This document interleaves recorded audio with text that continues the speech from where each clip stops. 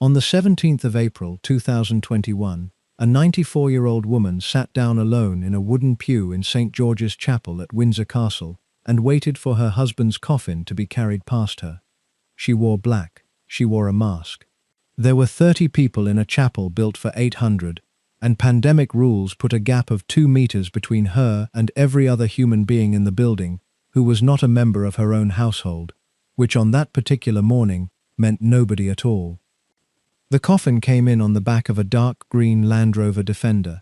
Philip had helped design the modifications himself, arguing about the color with the manufacturer over a period of 16 years, and he had specified the vehicle for exactly this purpose, because he thought a hearse was a waste of a good chassis. It was, in its way, the last practical joke of a man who had spent 7 decades being told what he could not do. The photograph of the Queen in that pew went around the world within the hour.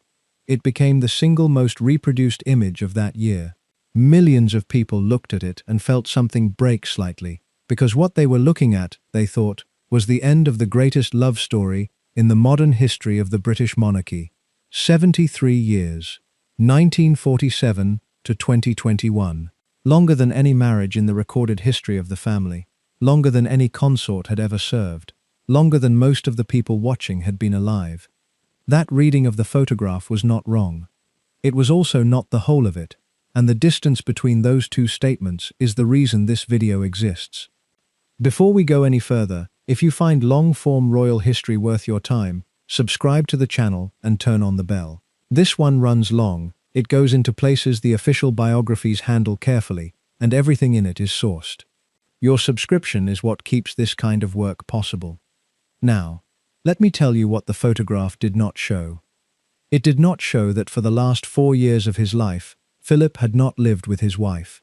He had moved out of Windsor and out of Buckingham Palace and gone to a 5-bedroom farmhouse called Wood Farm on the edge of the Sandringham estate in Norfolk, a building of no distinction whatsoever, with a kitchen and a wood burner and a view of flat fields. He read there. He painted watercolors.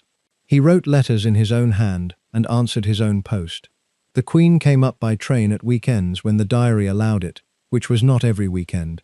Hugo Vickers, in his book Queen Elizabeth II, A Personal History, describes the arrangement without any decoration at all. In a sense, he writes, they separated. It did not show that the woman most frequently at Wood Farm during those years, the woman who sat with him through the long afternoons of a retirement he had wanted for decades and had only been permitted at 96, was not the Queen. Her name was Penny Knatchbull. She was 32 years younger than him. She was in that chapel on the 17th of April, and the palace briefing notes given to the press that morning explained her presence by saying that her husband was unwell and she was attending in his place. Royal correspondents who had watched the two of them together for 30 years read that explanation and found it baffling. One described it publicly as slightly demeaning to Penny, given that she was closer to the Duke than her husband had ever been. She had turned 68 the day before the funeral. Palace aides told reporters she arrived heartbroken and that she had lost her best friend. It did not show that the marriage began in a deficit and never entirely climbed out of it. Philip walked into that family in 1947 as a man with no money, no country, no property, no settled nationality, and 4 sisters he could not invite to his own wedding because 3 of them had married German princes and one of those princes had held rank in the SS. The court that received him had a private nickname for him, Sir Alan Lascelles and Jock Colville and David Bowes-Lyon, and the whole permanent professional class around the throne looked at his file, and what they saw was not a survivor. What they saw was risk. It did not show the amoeba. That word matters, and it is the first thing you need to hold on to, because everything that follows in this story sits underneath it. In 1952, weeks after his wife became queen, a fight broke out inside the family about what the royal house would now be called.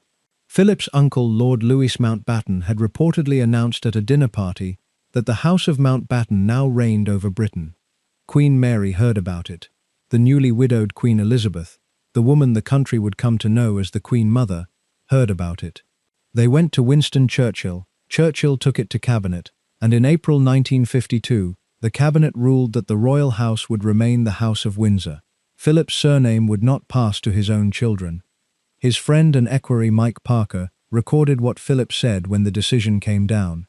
"I am nothing but a bloody amoeba," he said. "I am the only man in the country not allowed to give his own name to his own children." He was 30 years old. He had just lost the naval career he had earned on merit and loved without qualification. He had lost the command of his own ship, and now he had been told by the government of the United Kingdom that his name was not wanted. He would spend the next 65 years walking a fixed number of paces behind his wife in public and holding her handbag when she needed both hands free. That is the man in the coffin. That is what the 73 years were built on top of. Now hold both things in your head at once, because that is the whole trick of this story, and almost nobody manages it. In 1946, before the engagement was public, Philip wrote to Elizabeth's mother that Elizabeth was the only thing in this world which is absolutely real to me. He wrote to Elizabeth herself that falling in love with her completely and unreservedly had made all his past struggles and even the troubles of the world seem small and petty. Those are not the sentences of a man executing a career move.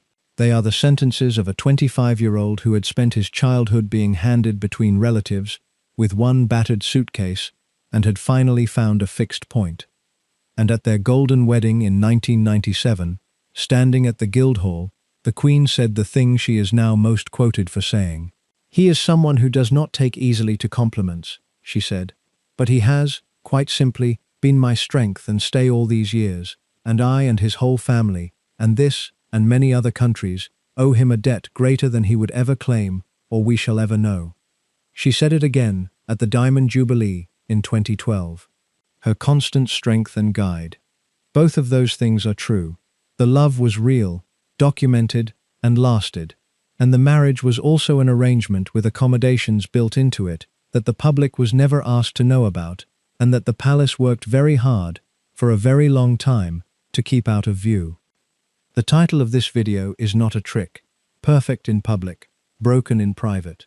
What I want to do over the next 2.5 hours is show you exactly what that sentence means when you take it apart. Because the popular version of it is lazy, and the true version is much stranger and much sadder. Here is what the lazy version says. It says Philip was a serial adulterer, that the Queen knew and swallowed it, that the marriage was a performance, and that behind the balcony waves there was nothing but a cold woman and a cruel man in separate bedrooms. You can find that version everywhere. It sells. Here is the problem with it. Nobody has ever produced a single piece of hard evidence that Philip slept with anyone other than his wife. Not one photograph, not one letter, not one credible first-person account from any of the women named. Pat Kirkwood denied it for the rest of her life, and was furious about it until she died on Christmas Day 2007. Sacha Abercorn, the Duchess of Abercorn, told the biographer Sally Bedell Smith flatly that she did not go to bed with him, and that what they shared was a passion for the work of Carl Jung. Helene Cordet's son Max gave a specific and on-the-record denial, and never varied from it. Giles Brandreth, whose 2004 book Philip and Elizabeth, Portrait of a Marriage, was written with more direct access to the couple than any other account, acknowledges the lifelong pattern of close friendships with younger women, and then declines, deliberately, to call any of them affairs. So the salacious version collapses the moment you push on it. And yet. Then there is Eileen Parker, the wife of Philip's closest friend and private secretary, filed for divorce in 1958 and named the Duke of Edinburgh's household as the environment that destroyed her marriage, and the Thursday Club that Philip belonged to in Soho, at Wheeler's in Old Compton Street, was a drinking society of photographers and actors and journalists that no palace press officer has ever been comfortable describing in detail. And yet in 1957, while Philip was 4 months into a solo voyage around the South Pacific aboard the royal yacht Britannia, an American newspaper printed a story alleging a rift in the royal marriage, and Buckingham Palace did something it almost never does. It issued a direct denial. "It is quite untrue," the statement said, "that there is any rift between the Queen and the Duke. That denial has been studied for 70 years for one reason. The palace does not comment. When the palace comments, the story has reached a temperature that silence will not lower." The Queen flew to Lisbon in February 1957 to meet Britannia and be photographed rejoining her husband. And when Philip came aboard, every man on the reception party had grown a beard, and the Queen came out to meet them, wearing a false ginger beard of her own. And the entire episode has been retold for decades as evidence of a marriage in perfect working order. Read it the other way, and it is a piece of theatre staged by two professionals in a foreign port, because the story had got out of the palace's hands. And in 1991, a 5-year-old girl named Leonora Knatchbull died of kidney cancer after 14 months of treatment, and Philip, who was 70 at the time, attached himself to her mother in a way that lasted the rest of his life and ended with him living in a farmhouse in Norfolk with that woman as his most constant companion, while his wife of 7 decades ran the country from Windsor. None of those things prove adultery. All of them describe a marriage that was not what the public was told it was.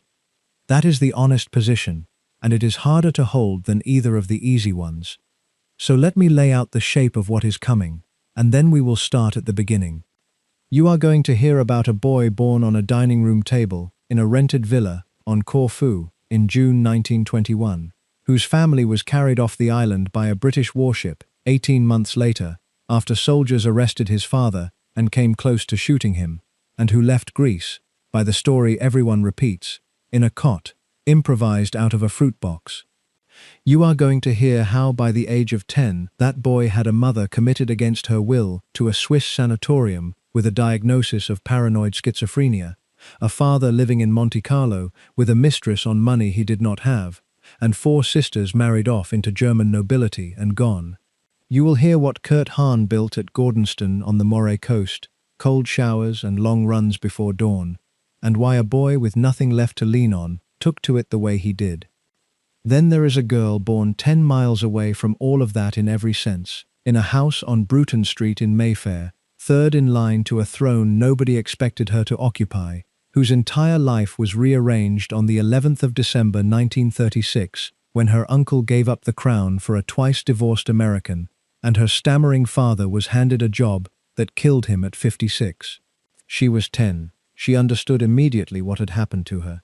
Her governess Marion Crawford watched her write out her name on a piece of paper that week and stop halfway through, because the name she had been writing for 10 years was no longer the right one. We will stop on the 22nd of July 1939 at the Royal Naval College at Dartmouth, when a 13-year-old princess was introduced to an 18-year-old cadet who had been given the job of keeping the visiting children entertained, and who chose to do it by jumping over the tennis nets. Crawford wrote afterward that Elizabeth never took her eyes off him. Everything in this story runs out of that afternoon. Then the court, which spent the next 8 years trying to slow it down, not stop it.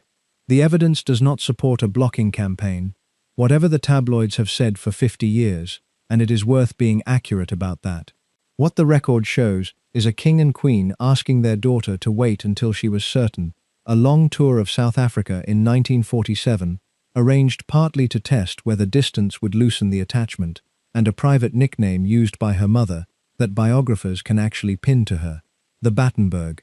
It was not shouted.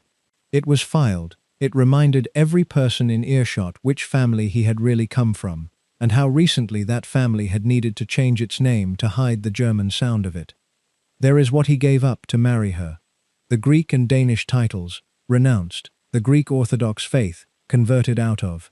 Even the nationality, granted by naturalization on the 28th of February 1947, 9 months before the wedding, at which point he took the surname Mountbatten, because he had no other surname to take. Malta gets a chapter of its own, and this part is important, because Malta is the control experiment. Between 1949 and 1951, Philip was stationed there as a serving officer of the Royal Navy, and Elizabeth came out to join him at a rented villa at Guardamangia.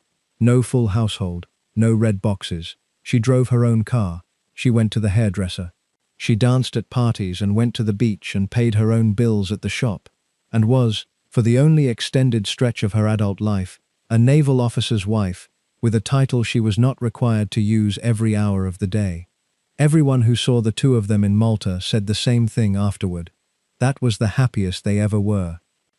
And then you are going to hear about the 6th of February 1952 at a game lodge in Kenya called Treetops, and about the man who had to walk his wife out into the gardens to tell her that her father was dead and that everything they had built was over.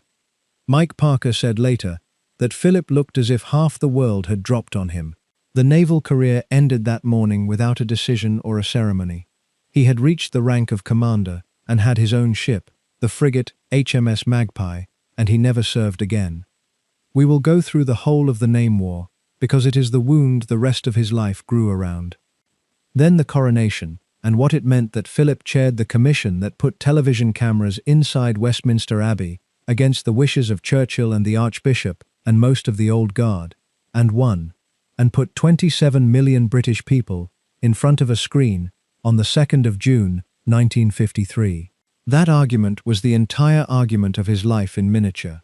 A monarchy that let people in would survive. One that hid would not.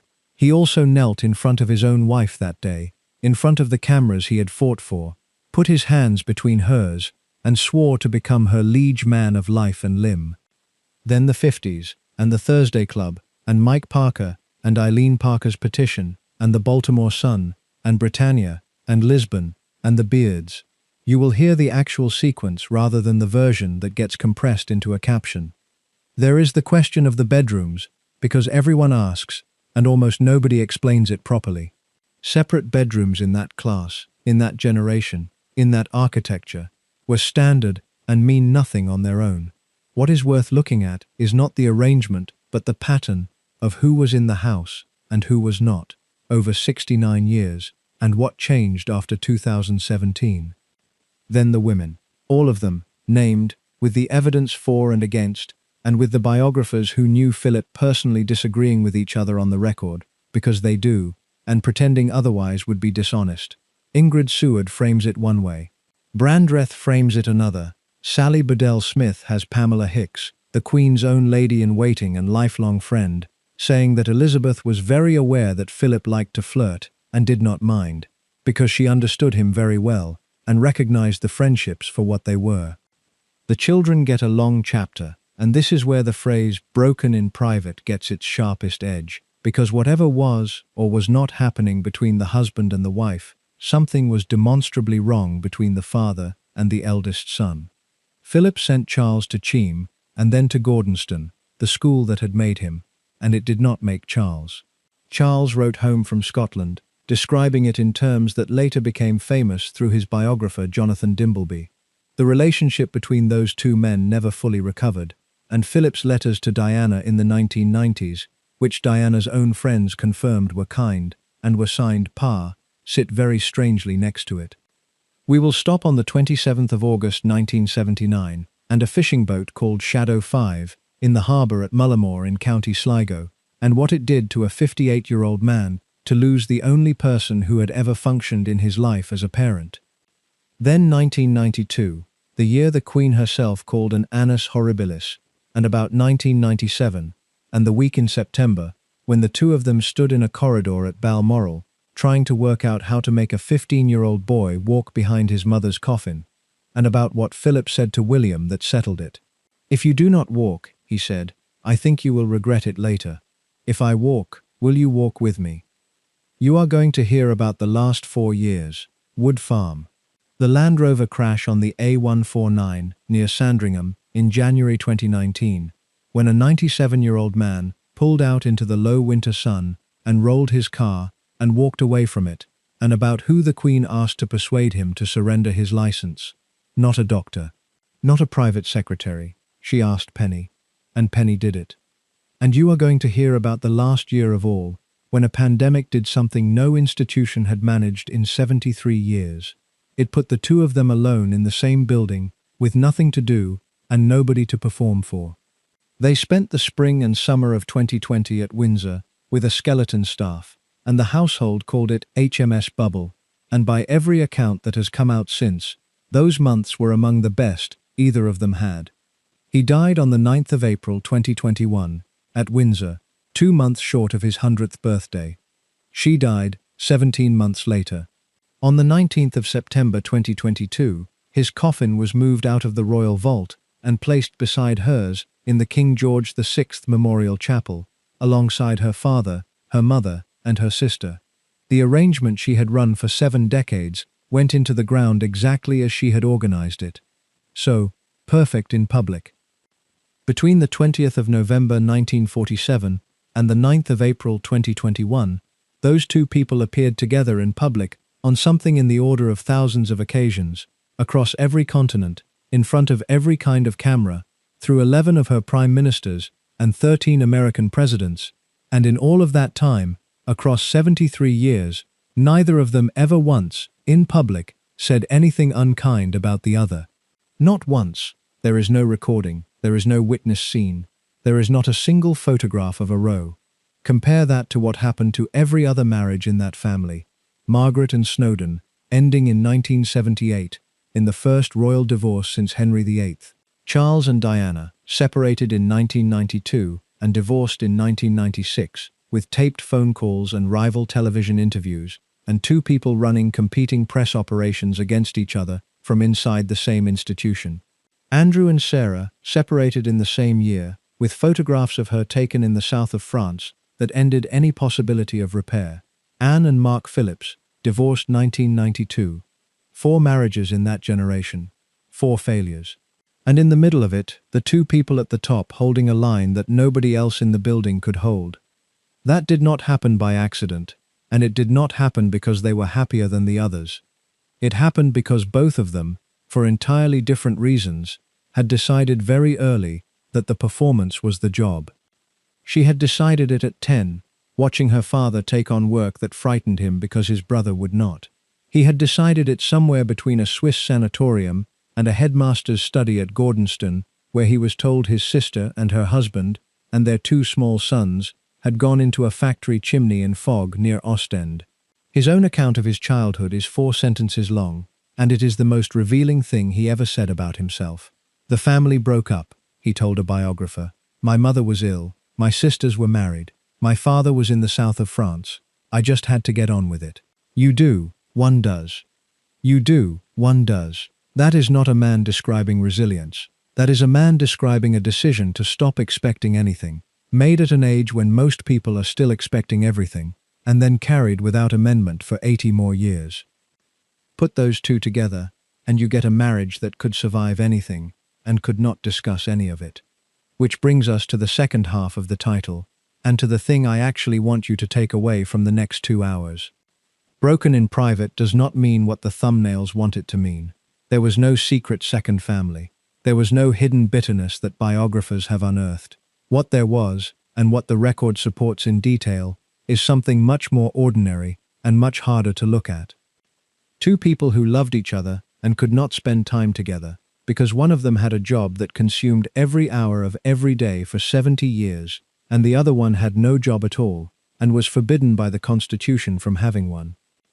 A man who was told at 30 that his career was finished, his name was refused, his opinions were unwelcome, and his function was to walk behind, and who then spent the next 6 decades building a life out of committees and speeches, and the Duke of Edinburgh's award, and the World Wildlife Fund, and carriage driving, because the alternative was to sit still. And a woman who understood all of it, watched him go looking for company she could not give him because she was in a room with a red box, and made a decision, somewhere in the 1950s, that the marriage was more important than the accounting. That is the accommodation, that is what the palace managed, what she accepted, and what the public was never asked to know about. The version they gave you was true, the matching outfits, the shared laughter at the racecourse, the silver and the gold and the diamond and the platinum. 2 people at the center of British life for so long that most of their subjects had grown up and grown old alongside them. It was true. It was just not complete.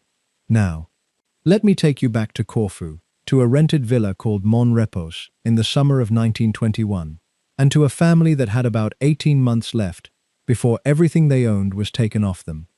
Mon Repos was not a palace. It was a shabby Regency villa on a wooded slope south of Corfu town, built by a British Lord High Commissioner in the 1820s and handed on to the Greek royal family when the Ionian Islands were handed on with it. It had no electricity and no hot water. The plumbing did not work. Prince Andrew of Greece and Denmark and his wife Alice took it as a summer house because it was free. and because by 1921 there was not a great deal of money in that branch of the family, and there was about to be a great deal less. Philip was born there on the 10th of June 1921, on the dining room table, according to the account the family told, and never bothered to correct. He was the fifth child and the only son.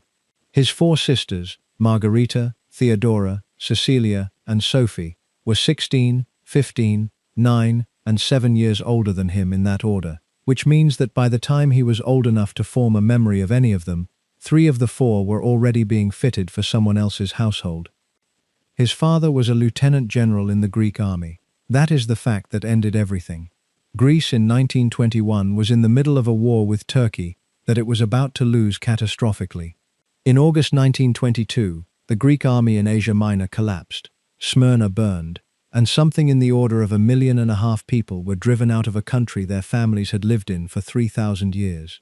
A nation that loses a war on that scale goes looking for someone to blame, and it does not usually look upward at the strategy, it looks sideways at the officer corps.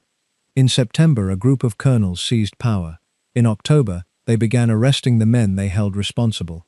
6 of them, including a former prime minister and the commander-in-chief, were tried in Athens in November and shot the same afternoon on a field outside the city. Prince Andrew was arrested and brought before the same revolutionary committee. He had commanded the Second Army Corps. He had, at one point in the campaign, refused an order he considered suicidal, and that refusal was now being written up as the reason the front had broken. He expected to be shot. His wife expected it too. What saved him was diplomacy of a very direct kind. King George V, who had already watched his cousin the Tsar and the Tsar's entire family murdered in a cellar at Ekaterinburg 4 years earlier, and had privately blocked the offer of asylum that might have prevented it, was not prepared to sit through a second one. A British naval officer named Gerald Talbot was sent into Athens, negotiated with the head of the Revolutionary Committee, and got the sentence commuted from death to banishment for life. HMS Calypso was waiting off Phaleron. The family left Greece in December 1922. Philip was 18 months old. Every retelling of his life includes the detail that he was carried aboard in a cot, improvised out of an orange box or a fruit crate, and biographers have been repeating it for 100 years, while noting, each time, that nobody ever confirmed it. Take it as a story the family liked rather than a fact. What is not in doubt is the rest of the sentence. The future husband of the Queen of England left the country of his birth as a refugee on a British warship at 18 months old, and never lived in Greece again. They went to Paris, or rather to St. Cloud, on the western edge of it, into a small house lent to them by Andrew's sister-in-law, Princess George of Greece, who had married into the Bonaparte money and could afford to be generous. There was no income. Andrew had no profession. Alice had no fortune of her own. They lived on what relatives sent, and the relatives were Mountbattens and Milford Havens in England, who had money and opinions in roughly equal measure. Philip went to an American-run school in St. Cloud called the Elms, where he learned English properly and acquired the accent that would later confuse people who assumed he was Greek. He was, by every account of those years, a cheerful and physically fearless small boy in a house that was slowly coming apart around him. His mother was going deaf and had been since birth. She lip-read in 4 languages, which is a feat of concentration most people cannot imagine sustaining for an hour, let alone a lifetime, and by the late 1920s, the concentration was failing. Alice had always been devout. In 1928, she was received into the Greek Orthodox Church, and the devotion accelerated into something else. She began to describe divine messages. She told people she was in direct communication with Christ and with Buddha. She developed what her family described as an obsession that made her presence in the house impossible to manage. In 1930, they took her. The word "they" is doing real work in that sentence, and it deserves unpacking, because it is the single most important thing that ever happened to Philip, and almost nobody says it plainly. Alice was removed from her home against her will, by force, on the authority of a family decision backed by medical opinion, and driven to Dr. Ludwig Binswanger's sanatorium at Kreuzlingen in Switzerland. Binswanger was a serious clinician, and Kreuzlingen was a serious institution. Sigmund Freud was consulted on her case, and offered a view of it that has aged extremely badly. The diagnosis recorded was paranoid schizophrenia. She was kept for roughly 2 years and was moved between clinics for some time after that. Philip was 8 when she was taken. He was told very little. Nobody explained it to him at the time, and nobody explained it to him for years afterward, and he did not see his mother again for what he later described as a long stretch of his childhood. Within the same 2-year window, the rest of it went as well. Andrew took the collapse of his wife as a release rather than a grief. He moved to the south of France, settled in Monte Carlo, took up with a woman named André de la Bigne, and lived on other people's hospitality and a small allowance for the next 14 years. He was charming, idle, and effectively finished. He died in a Monte Carlo hotel room in December 1944, aged 62, and what he left his only son was a signet ring, a set of ivory-backed clothes brushes, and a trunk. Philip wore the ring for the rest of his life. He was wearing it at his wedding. He was wearing it when he died. And the sisters married, all 4 of them, between 1930 and 1931, into German princely houses. Margarita to Gottfried of Hohenlohe-Langenburg, Theodora to Berthold, Margrave of Baden, Cecilia to Georg Donatus, hereditary Grand Duke of Hesse, Sophie at 16 to Prince Christoph of Hesse. They moved to Germany. They had their own households and their own children, and the 9-year-old brother who had spent his early childhood being looked after by them was now a boy, with no mother, no father in any functional sense, and no sisters within 500 miles. He was passed to England. His grandmother Victoria, Marchioness of Milford Haven, took him in at Kensington Palace, and his uncles took over the management of his future. George Milford Haven first, and after George died of cancer in 1938, the younger one. Louis, Dicky, Lord Louis Mountbatten, who would spend the next 4 decades treating his nephew's life as a project to be managed, and who is either the hero or the villain of this story, depending entirely on which biographer you are reading that day. Philip's summary of all of this, given to a biographer late in life, was 4 sentences long, and I quoted it earlier because it is the load-bearing wall of his entire personality. The family broke up. My mother was ill. My sisters were married. My father was in the south of France. I just had to get on with it. You do. One does. Read it again, and notice what is missing. There is no anger in it. There is no self-pity in it. There is no analysis in it at all. A man is describing the total dissolution of his family before he turned 10, and the emotional content of the description is precisely 0. And he is not concealing the emotion, because by the time he said those words, there was very likely no emotion left in that particular room to conceal. He had removed it. That is what a child does when the alternative is unbearable, and it works extremely well, and the bill arrives about 40 years later. Cheam came first, a prep school in Berkshire, where the fees were paid by relatives. Then 2 terms at Schule Schloss Salem in Germany, run by the family of his brother-in-law Berthold of Baden. The educationalist behind Salem was a German Jew named Kurt Hahn, and by 1933, Hahn had been arrested by the new regime, released after international pressure, and pushed out of the country. He went to Scotland and founded a new school on the Moray coast at Gordonstoun. Philip followed him there in 1934. Gordonstoun has been so heavily mythologized in both directions that it is worth saying what it actually was. Hahn's theory was that the modern middle-class boy was being ruined by comfort and needed to be given genuine responsibility and genuine physical hardship early, so that character would form under load. The practice was cold showers before dawn, runs in all weathers, seamanship on the Moray Firth, a fire service and a Coast Guard watch, staffed by the boys themselves, and a school motto taken from Plato about there being more in you than you think. For Charles, 30 years later, it would be an institution he described in terms his own biographer later put in print, and it damaged him. For Philip, it was the first place in his life that gave him a structure he could rely on and did not take it away again. He became head boy. He captained the cricket and the hockey. Hahn's own report on him used the phrase that everything he does with tremendous power. His housemaster described him as a boy who could be relied on absolutely in an emergency and was frequently a nuisance the rest of the time. Then, on the 16th of November 1937, the school sent for him.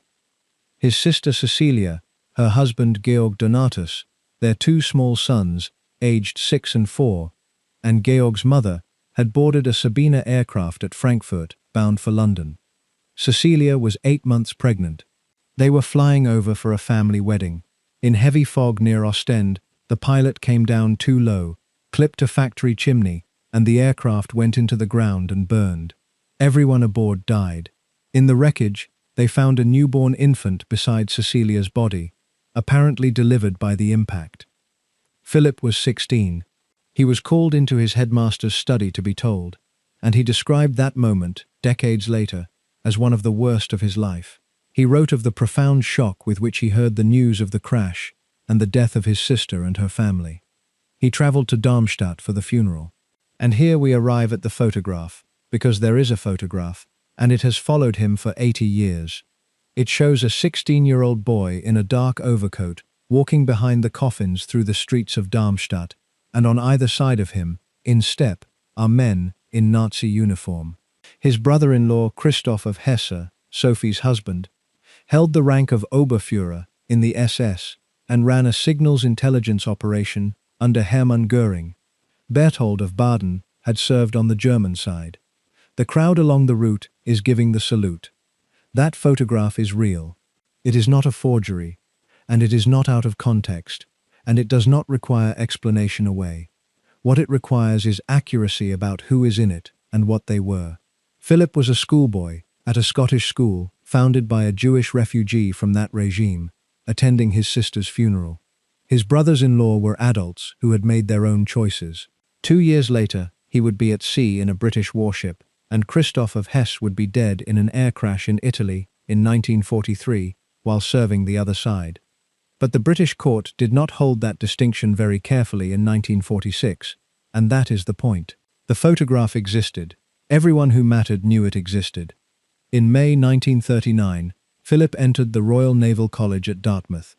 He came out the following year as the best cadet of his term, with the King's Dirk, and went to sea in a war. His war was not decorative, and it is worth stating in some detail, because a great deal of what came later only makes sense if you understand that this was a man who had been genuinely, professionally excellent at something before anybody handed him anything. He served on the battleship Valiant in the Mediterranean. At the Battle of Cape Matapan in March 1941, off the southern Peloponnese, he was a 19-year-old midshipman in charge of the searchlight control, and it was his searchlights that found and held the Italian cruisers in the dark and allowed the British battle line to destroy them inside about 4 minutes. He was mentioned in dispatches and given the Greek War Cross of Valor. At 21, he was first lieutenant of the destroyer HMS Wallace, which made him one of the youngest men holding that post in the entire Royal Navy. During the invasion of Sicily in July 1943, with Wallace under sustained night attack from the air and no room to run, Philip proposed and executed a plan to launch a raft loaded with smoke floats and wood, set it alight, and turn hard away in the dark. The bomber went for the burning raft. The ship survived the night. The crew were fairly clear afterward about who had saved them. He was in Tokyo Bay in September 1945 for the Japanese surrender, aboard the destroyer Whelp, and he watched the ceremony from the deck. That is the man, 24 years old at the end of it, with a war record that stands entirely on its own, a rank earned rather than granted, and no home, no money, no country, and no name that any government would accept. Now let us go and look at the other side of it, because while all of that was happening, a girl 10 years his junior was having her entire life rearranged by an event that had nothing to do with her. Princess Elizabeth of York was born on the 21st of April 1926 at 17 Bruton Street in Mayfair, at her maternal grandparents' London house, by caesarean section, and the Home Secretary was in the building because the Home Secretary was in the building for royal births in those days.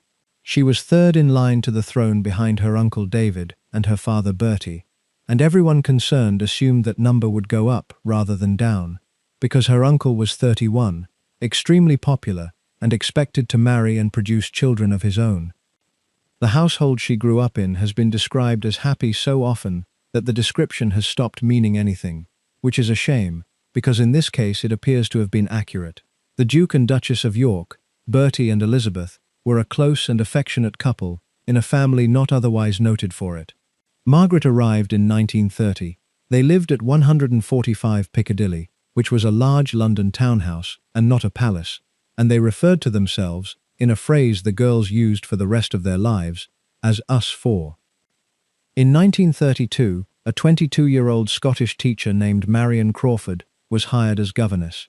Crawford stayed 17 years, and because she later broke the silence in a way that got her erased from the family, we have an account of that childhood from inside it that we have for almost no other royal childhood. What that account shows is a serious, orderly, slightly anxious child. Elizabeth arranged her shoes in a line under her bed at night, and sometimes got up to check that they were straight. She kept a stable of toy horses on the landing, and unsaddled every one of them before bed. Her grandfather George V, a man who terrified most of his own children into permanent stammering nervousness, adored her without qualification, and let her lead him around the room by the beard. Winston Churchill, meeting her at Balmoral when she was 2, wrote to his wife that she had an air of authority and reflectiveness astonishing in an infant. She was 10 years old on the 11th of December, 1936. The abdication crisis has been told in 100 films, and I am not going to retell it here, except in terms of its effect on that 10-year-old, because that effect is the reason this entire video has a subject. Her uncle Edward VIII had been king for less than a year. He wanted to marry Wallis Simpson, an American with 2 living former husbands, and the government of Stanley Baldwin, the Church of England, and the Dominions, all told him that he could not do that and keep the crown. On the 10th of December, he signed the instrument of abdication. On the 11th, he broadcast to the nation and left the country. Her father became King George VI. She became heir presumptive to the throne of the United Kingdom at 10 years old. Crawford recorded the moment. Elizabeth had been in the middle of writing something and had headed the page with her name, and when the news came through, she looked at what she had written and stopped, because Princess Elizabeth of York was not who she was anymore. Margaret asked her sister whether this meant she would have to be the next queen. Elizabeth said yes, someday. Margaret said, "Poor you." The family moved into Buckingham Palace, which none of them wanted. Bertie was a shy man with a stammer who had been trained for nothing and had spent his life expecting to be a minor royal duke, and he took the job because his brother would not, and it aged him visibly, year on year, until it killed him at 56. That is the lesson Elizabeth learned at 10, and she never unlearned it. Duty is not a feeling.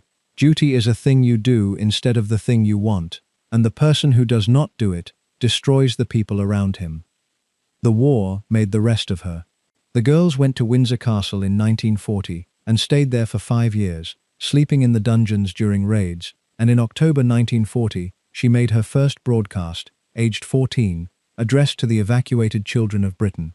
In 1945 she badgered her father into letting her join the Auxiliary Territorial Service, where she was number 2, 30873, 2nd Subaltern Windsor, and learned to strip and service an engine and drive a lorry. It is the only formal qualification she ever obtained, and she was pleased with it for 80 years.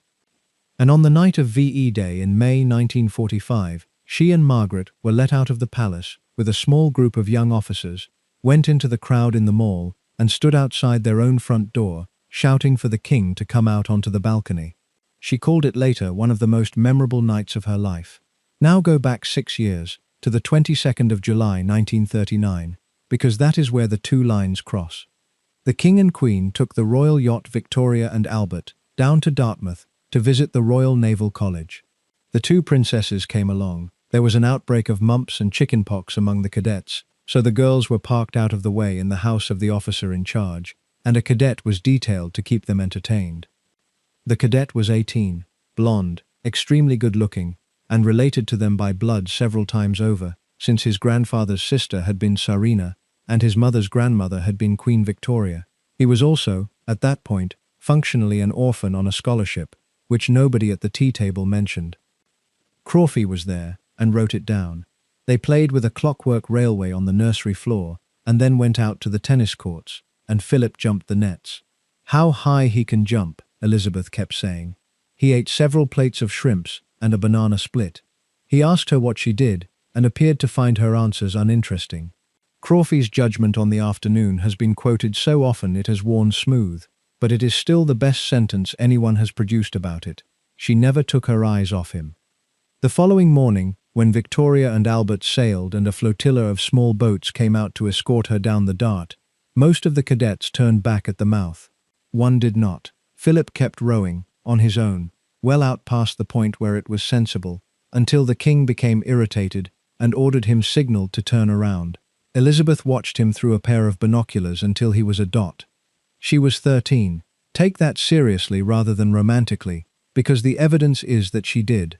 Over the next 8 years she wrote to him, kept his photograph on her mantelpiece where the household could see it, and when a lady-in-waiting suggested it might be prudent to move the photograph somewhere less conspicuous, she replaced it with a different one of him in a beard, on the grounds that this way nobody would recognize him. She was making a joke, and she was not moving the photograph.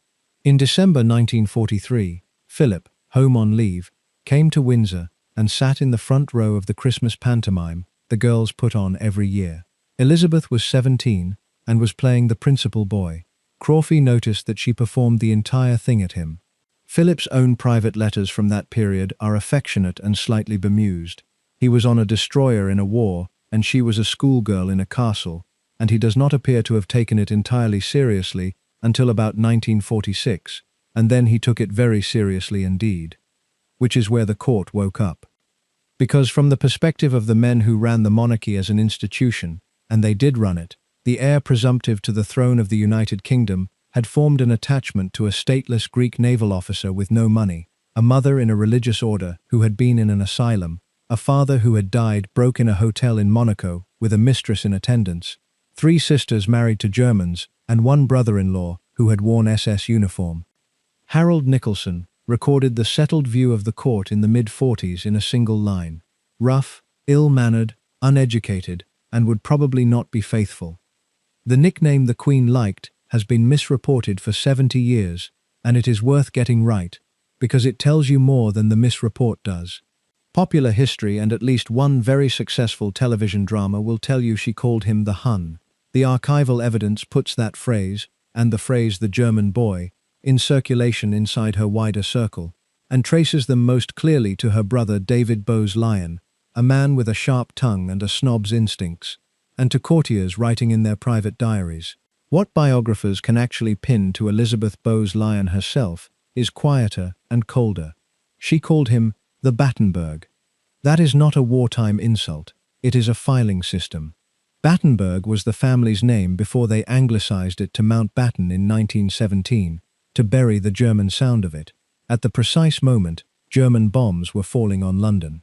Calling him the Battenberg reminded every person within earshot exactly which family he had come from, exactly how recently that family had needed to change its name, and exactly how far below a daughter of the Strathmores he sat. None of that adds up to hatred. It adds up to snobbery, which in the insular British upper class of the 1940s was less a private feeling than a competitive sport played in public for points. Did the King and Queen try to stop it?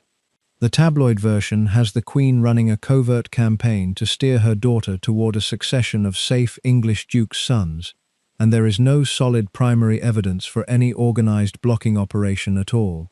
What the record does support is duller and more effective. They asked her to wait until she was sure. And in February 1947, they took her out of the country. The South Africa tour was 3.5 months long. The whole family went, aboard HMS Vanguard, and the private hope on the parental side was that 4,000 miles and a 15-week separation would do what argument had not. It did not. On the 21st of April 1947, in Cape Town, on her 21st birthday, Elizabeth broadcast to the Commonwealth the sentence that would define the next 75 years of her life. I declare before you all that my whole life, whether it be long or short, shall be devoted to your service and the service of our great imperial family to which we all belong. She had already made the other declaration privately, and it was of the same kind. She had decided at 13, and she was not going to change her mind to make a dinner table more comfortable. Her parents read the situation correctly, gave way, and the engagement was announced on the 9th of July, 1947. The Queen Mother lost that round. She would remember losing it. And her son-in-law entered the family already knowing every cold little name that had been used behind his back, which is not a promising way to walk into a house you are going to live in for the next 55 years. Before he could marry her, he had to be dismantled and rebuilt. On the 18th of March 1947, his application for naturalization was gazetted, and on the 28th of February that year, he had already been received as a British subject. He renounced his Greek and Danish royal titles. He was no longer Prince Philip of Greece and Denmark. He was Lieutenant Philip Mountbatten of the Royal Navy, and he had taken that surname because he did not possess one of his own. The house he descended from was Schleswig-Holstein-Sonderburg-Glucksburg, which nobody in Britain in 1947 was going to print on a marriage certificate. He was received into the Church of England in October, having been baptized Greek Orthodox. He did it without complaint and without much visible conviction, and his mother, who had by then founded her own Orthodox nursing order in Athens, did not make an issue of it either. Consider what that adds up to.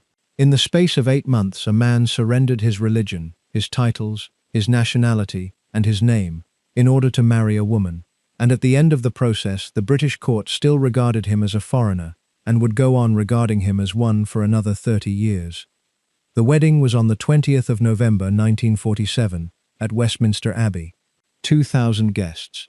Britain at that moment was 3 years out of a war it had won and could not pay for, still on ration books, still clearing bomb sites, in the middle of a fuel crisis and a currency crisis, and there was a genuine argument in the newspapers about whether the country could afford a royal wedding at all. Elizabeth's dress, designed by Norman Hartnell, was paid for partly with clothing coupons, and the government issued her 200 extra. Women all over the country posted their own coupons to the palace so that the princess could have a proper dress. Every one of them was sent back because it was illegal to transfer them. Look at the pews and count who is missing. Philip's mother was there, in the grey habit of the nursing order she had founded, sitting on the groom's side of an English abbey in a costume that made her look like something out of a different century entirely. She was the only member of his immediate family present. His father was 3 years dead in Monaco. His sister Cecilia was 10 years dead near Ostend. And Margarita, Theodora, and Sophie, the 3 women who were still alive and who had helped raise him, stayed in Germany and read about their brother's wedding in the newspapers, because each had married a German prince, and several of those husbands carried documented service to the regime that had bombed London, and inviting them in the autumn of 1947 was politically impossible. That is the first sentence of the marriage, and it is worth sitting with. The bride was surrounded by every relative she possessed. The groom had one, and she was dressed as a nun. His best man was his cousin David Milford Haven. The Duke of Windsor, the uncle whose abdication had produced the entire situation, was not invited either, and would not be invited to anything for the rest of his life. On the morning of the wedding, the king created him Duke of Edinburgh, Earl of Merioneth, and Baron Greenwich, and made him a Knight of the Garter. He was not made a Prince of the United Kingdom. That detail sits there quietly for 10 years, and we will come back to it, because the day it was finally corrected tells you a great deal about what had happened in between. They honeymooned at Broadlands in Hampshire, Mountbatten's house, and then at Birkhall on the Balmoral estate. Elizabeth took her nanny with her. That is not a joke and it is not a metaphor. Bobo MacDonald, who had dressed her since she was a small child and would remain in her service until 1993, travelled on the honeymoon. For the next 4 years they had something close to a life. Charles was born on the 14th of November 1948 at Buckingham Palace. Philip was playing squash with Mike Parker when the news came. Anne followed on the 15th of August 1950. They set up at Clarence House, which they were allowed to renovate to their own taste, and Philip took to that with the enthusiasm of a man who had never owned a house or chosen a curtain in his life. And then Malta. In October 1949, Philip was posted to the Mediterranean Fleet as First Lieutenant of the destroyer Chequers, and Elizabeth went out to join him. They took a villa at Guardamangia called the Villa Guardamangia, rented from the Mountbattens, a plain limestone house on a steep street in a working town outside Valletta. For roughly 2 years, in stretches, the heir to the British throne lived as an ordinary naval officer's wife. She drove her own car. She went to the hairdresser in Sliema and sat under the dryer with everyone else. She went to the market.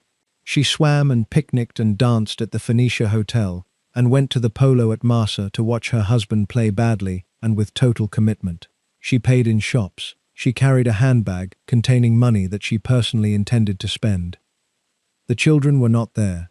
Charles and Anne stayed in England with their grandparents for long stretches, which is a fact that later generations have found harder to forgive than the people involved ever did, and it belongs in this story because it is the first appearance of a pattern that recurs. When the institution and the family pulled against each other, the institution won, and the children absorbed the difference. In September 1950, Philip got his own command, HMS Magpie, a frigate, and he drove that ship and that crew extremely hard and won every fleet competition he could enter. Men who served under him remembered a demanding officer who was fair and who knew the job. He said later that those were the best days of his life, and it is the only time he ever said that about anything. Everyone who saw the two of them in Malta describes a woman visibly happier than at any other point in her recorded life. It lasted until July 1951. King George VI had been ill for years and was now dying, though he was not told so directly. He had a lung removed in September 1951. The public was given a softened version. Elizabeth and Philip came home to take on his engagements, and Philip's naval career did not end with a decision, or a ceremony, or a farewell dinner. It stopped. He went on indefinite leave and never returned to active service. He was 30 years old, and he had been at sea for 11 years. In October, the two of them did a 5-week tour of Canada and the United States in the King's Place. Elizabeth travelled with a sealed envelope in her luggage containing the draft accession documents, because the household had worked out what was likely to happen and had prepared for it without telling her in so many words. On the 31st of January 1952, the King came to London Airport to see them off on a tour of Kenya, Australia, and New Zealand. He stood on the tarmac in a bitter wind without a hat, thin and grey, and watched the aircraft go. Every photographer there took the picture. It is one of the most quietly terrible images in the family's archive, because everyone in it, except possibly his daughter, understood what it was. He died in his sleep at Sandringham in the early hours of the 6th of February 1952. Lung cancer, arteriosclerosis, decades of cigarettes, and 15 years of a job he had never wanted. They were at Treetops, a small lodge built into a fig tree above a waterhole in the Aberdare forest in Kenya, and they had spent the night watching elephant and rhino come down to drink. The hunter Jim Corbett wrote in the visitor's book afterward that for the first time in the history of the world, a young girl climbed into a tree one day, a princess, and climbed down, the next day, a queen. The news reached the party at Sagana Lodge some hours later, through a local journalist and a reporter's telephone call, and it was Mike Parker who was told first, and Parker who told Philip. Parker described what happened to Philip's face. He said he looked as if half the world had dropped on him. Then Philip took his wife out into the garden and walked her up and down for about half an hour, and he told her there, alone, and nobody has ever recorded what either of them said. When they came back inside, she was pale and composed, and she began, immediately, to send the telegrams. Somebody asked her by what name she wished to reign. "My own name, of course," she said. "What else?" She was 25, he was 30. The marriage they had built in Malta was over that morning, and the thing that replaced it lasted 69 years. Now the name war, which is the wound. Within weeks of the accession, Lord Louis Mountbatten was reportedly at a dinner party at Broadlands, and reportedly announced to the room that the House of Mountbatten now reigned over Britain. He should not have said it. Whether he said it in exactly those words is disputed, and it hardly matters, because the version that travelled was the damaging one, and it travelled within days. It reached two women who found it intolerable. The first was Queen Mary, the old queen, widow of George V, then 84, and with perhaps a year to live. She had personally lived through the moment in 1917, when her husband scrubbed the name Saxe-Coburg-Gotha off the family and invented the House of Windsor, at the exact moment German bombs were falling on London. To Queen Mary, Windsor was not a label, it was an act of survival, performed by her own husband. The second was the new widow at Sandringham, Elizabeth Bowes-Lyon, 51 years old, who had just lost her husband, her home, her role, her standing as First Lady of the Kingdom, and the partnership that had carried her through a war, all in a single night. She was in Scotland, largely withdrawn, and there was genuine talk that she might never come back to public life. She came back for this. The two of them went to Winston Churchill. Churchill required no persuading whatsoever, since he had distrusted Mountbatten for years and regarded him as a self-promoter who had given away India. Churchill took it to the cabinet, and in April 1952, the Cabinet of the United Kingdom formally advised the sovereign that the royal house would remain the House of Windsor. Read that sequence again, because there is something in it people skip. A mother-in-law and a grandmother-in-law reached into Downing Street and had the Prime Minister and the Cabinet settle a family argument against a 30-year-old man who had no standing to answer them. Philip did not lose an argument. He lost a vote he was not allowed to attend. "I am nothing but a bloody amoeba," he said. "I am the only man in the country not allowed to give his own name to his own children." Historians who have gone through the papers point out a useful footnote, which is that he pressed the complaint hardest around 1960, during the negotiations that finally produced a compromise. In February 1960, with Queen Mary long dead and Churchill out of office, and the Queen pregnant with Andrew, an order in council established that descendants of the marriage who did not hold royal styles would carry the surname Mountbatten-Windsor. It took 8 years and the removal of both objectors to get a hyphen, and I use that word loosely. But the wound opened in 1952, and the people who had poured salt into it remained perfectly identifiable to him for the rest of their lives. One of them sat in the cabinet, one of them came to Christmas. The humiliations of that first year came in a series, and none of them were accidental. He was told he could not live at Clarence House, the home he had just finished renovating, and that they would move into Buckingham Palace, which both of them disliked, and which Elizabeth had never wanted to occupy. He lost that argument too. He was told he could not sit beside his wife in the coronation coach. He was told where he ranked in the order of precedence, which was behind his own children. At the coronation on the 2nd of June 1953, in front of the cameras, he knelt in front of his wife, placed his hands between hers, and swore to become her liege man of life and limb, and of earthly worship, and to live and die against all manner of folks. Then he stood, touched the crown, kissed her cheek, and stepped backward down the steps. There is film of it, watch his face on the way down. And here is the part that is genuinely his, and it was a victory. Philip chaired the Coronation Commission, and the great fight of that commission was whether to allow television cameras inside Westminster Abbey. Churchill was against it. The Archbishop of Canterbury was against it. The whole apparatus of the old court was against it, on the reasonable ground that a sacrament is not a broadcast, and that the mystery was the point. Philip pushed hard the other way, and won, with the Queen's backing. On the day, something in the region of 27 million people in Britain watched their monarch crowned, a very large number of them on television sets bought or rented specially for the occasion, crowded into the front rooms of neighbours who had one. It was the event that put television into British life. It was also, in one afternoon, the whole of Philip's argument about the monarchy demonstrated in public. An institution that lets people in survives. One that hides does not. The Queen Mother never fought the broadcast openly.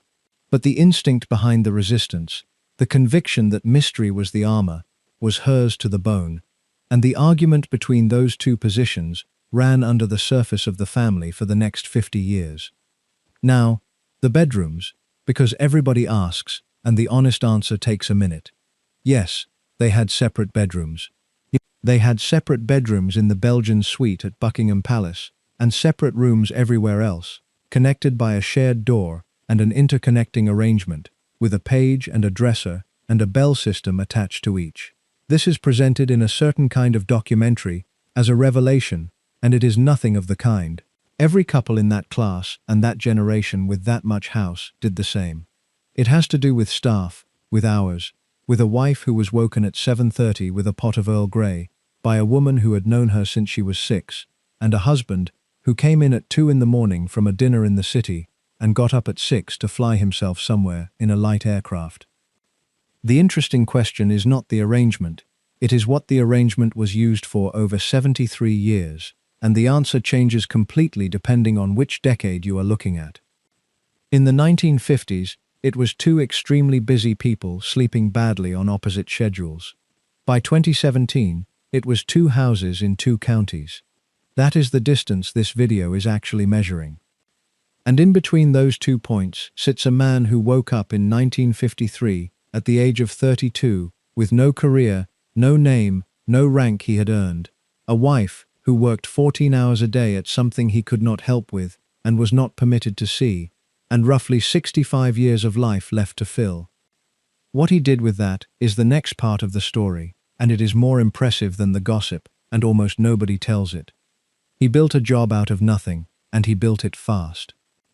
By 1953, he was president or patron of something in the order of hundreds of organizations, and unlike most royal patronages, these were not letterhead appointments. He turned up, he read the papers, he asked questions that made the boards uncomfortable, which is precisely why some of them wanted him, and precisely why others regretted asking. In 1956, working with Kurt Hahn, the man who had taught him at Gordonstoun, and with the mountaineer John Hunt who had led the Everest expedition, he launched the Duke of Edinburgh's Award. The idea was Hahn's philosophy pushed out of a private school and into the general population. Give an ordinary teenager a physical challenge, a skill, a period of service to somebody else, and an expedition they have to plan and survive, and something happens to them that no classroom produces. It has now been running for 70 years, in 140 countries, and something over 8 million young people in the United Kingdom alone have completed one of its levels. Whatever else is true about Philip, that is the single largest thing any member of that family has built in the modern era, and he built it in his 30s out of frustration and Hahn's theory and his own certainty that comfort ruins people. In 1961, he became the first president of the British branch of the World Wildlife Fund, and later international president. The obvious objection is that he shot things, and he did, and he shot a tiger in India in 1961 and was photographed standing over it, and the photograph followed him for decades. He never pretended otherwise, and his defense, made repeatedly and with some force, was that a man who has killed animals understands populations and habitat better than a man who has only ever been moved by them. He was serious about science and about engineering in a way no member of that family had been since Prince Albert, and the comparison was made so often that it irritated him. He read technical papers. He was an early and public advocate for computers in British industry, for design education, for cleaner air. He gave a lecture on the coming impact of automation on employment in 1961 that reads today like something written 30 years later. He learned to fly and took his RAF wings in 1953 and his helicopter license after that, and logged something in the order of 5,900 hours as a pilot. And the household hated it, and the Queen said very little about it in public. And he was, throughout, a genuinely difficult man. The temper is not a tabloid invention. It is attested by everyone who worked in those houses, in every decade, and the pattern of it is consistent. It went up fast, it came down fast, it was aimed at incompetence and at people who wasted his time, and he did not apologize, and he did not remember it 10 minutes later, while the person on the receiving end remembered it for 30 years.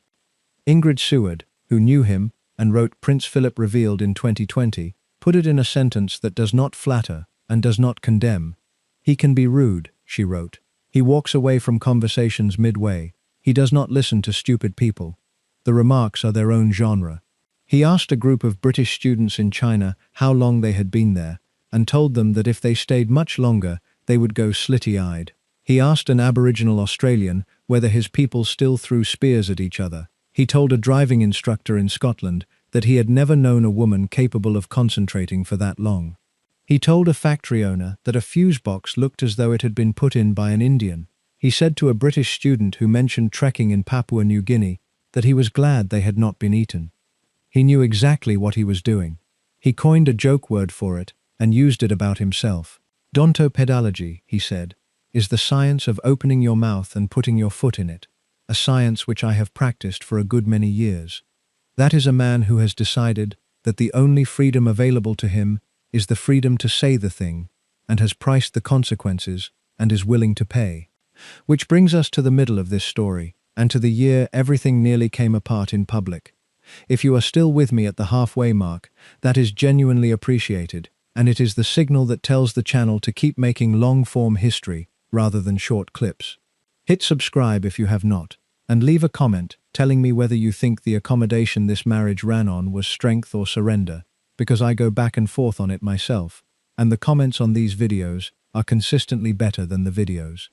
Now, 1956. The plan was reasonable on paper. Philip would open the Melbourne Olympic Games in November 1956 on the Queen's behalf, and rather than fly there and back, he would take the new royal yacht Britannia on a long circuit of the Commonwealth, hitting the places nobody ever visited: Ceylon, New Guinea, Malaya, Gambia, the Antarctic, the Falklands, South Georgia, Ascension, Tristan da Cunha. He was away for 4 months. He crossed the Antarctic Circle, which no member of the royal family had done. He was, by every account, happier than he had been since Malta, because he was back on a ship with a wardroom and a purpose, and no courtiers. He spent Christmas at sea and the New Year at sea, and he was still at sea in February. And while he was away, 3 separate things happened in London that collided. The first was Suez. In October and November 1956, while Britannia was steaming south, Britain and France and Israel invaded Egypt over the canal. The United States refused to support it. The pound came under attack, and Anthony Eden's government collapsed in humiliation. The country was in the worst political crisis since the war. It was not a good winter for the establishment. The second was the Thursday Club. For years, Philip had belonged to a lunch club that met on Thursdays at Wheeler's Oyster Bar in Old Compton Street in Soho, and the membership was actors, photographers, journalists, and naval officers. Baron Nahum, the society photographer, was the center of it. Peter Ustinov went. James Robertson Justice went. It was loud, it drank heavily, the humor was filthy, and the appeal to Philip is completely obvious. It was the only room in London where he was not the Duke of Edinburgh. It was also, from the palace's point of view, a room full of men who talked to newspapers for a living. The third was Mike Parker.